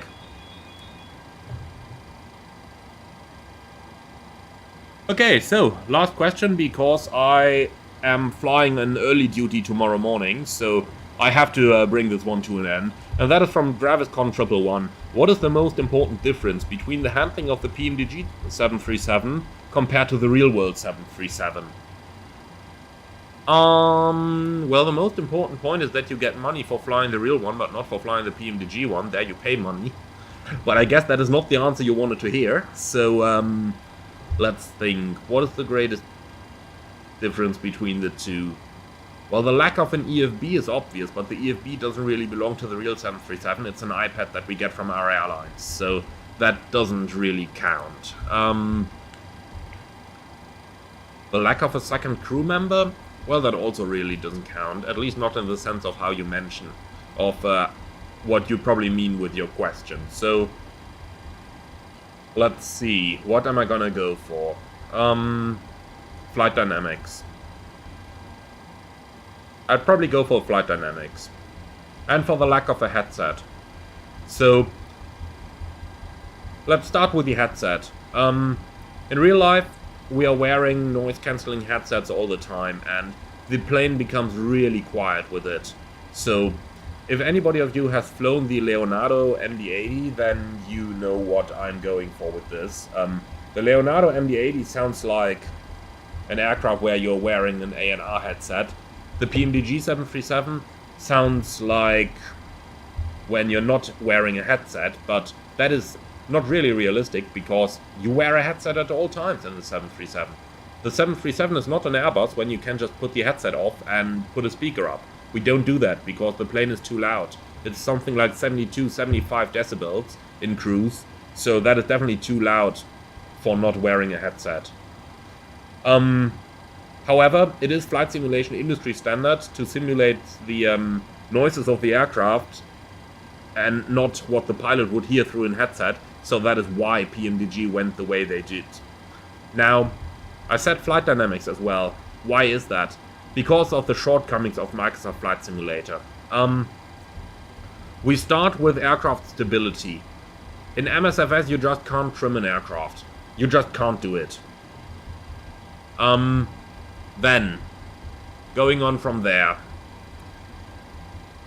let's talk about the flare. In real life, you can use engine thrust to control the flare. In Flight Simulator, it just doesn't do anything.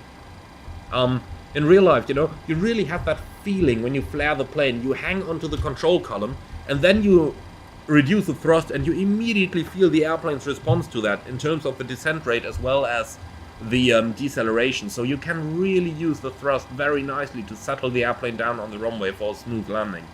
In Microsoft Flight Simulator that just doesn't work. So that's a big difference there. Also, the general instability of the MSFS atmospheric model just makes flight dynamics, well, a bit of a thing. So I definitely go with how the airplane flies. That is the biggest difference. Even though I said earlier on that the flight dynamics are good, but you know, they are good for what you can achieve in a home. Well, I know you guys hate the term, but they are good for what you can achieve in a game on a computer. But even the full flight simulators for multi-million dollars don't replicate the flight dynamics one-to-one. They still have shortcomings, so how could we expect our game here at home to be any better than that?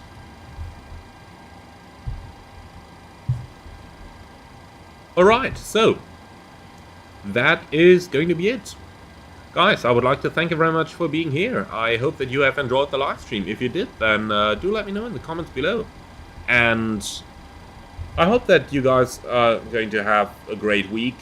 Now, I'm going to have a couple of videos coming up over the course of the week, but I'm sure that we'll see about that when it comes. Now, you can actually access most of those videos because normally the way I work is over my off days, which are ending today. I've just had 4 off days, and I recorded quite a couple of videos, as you can see on my channel page. And those videos I upload on my off time, and then I make them available to the general public on my working days. That's why you see me posting a video almost every day, while I'm still working a full-time pilot job. However, if you are interested in getting early access to those videos, then you can become a channel member. And from business class membership upwards, you will have early access to all the videos I upload on my off days before they are released to the public later on. So if that sounds like something for you, then go ahead and do check channel membership out. Also, in first class membership, you have the ability to request me to do new videos to your likings. Now, I would like to thank you very much for joining. Hope that you have enjoyed the flight with us. I'm looking forward to see you all again on the next stream, which is surely going to come soon. And for now, thank you very much for watching. Have a nice week.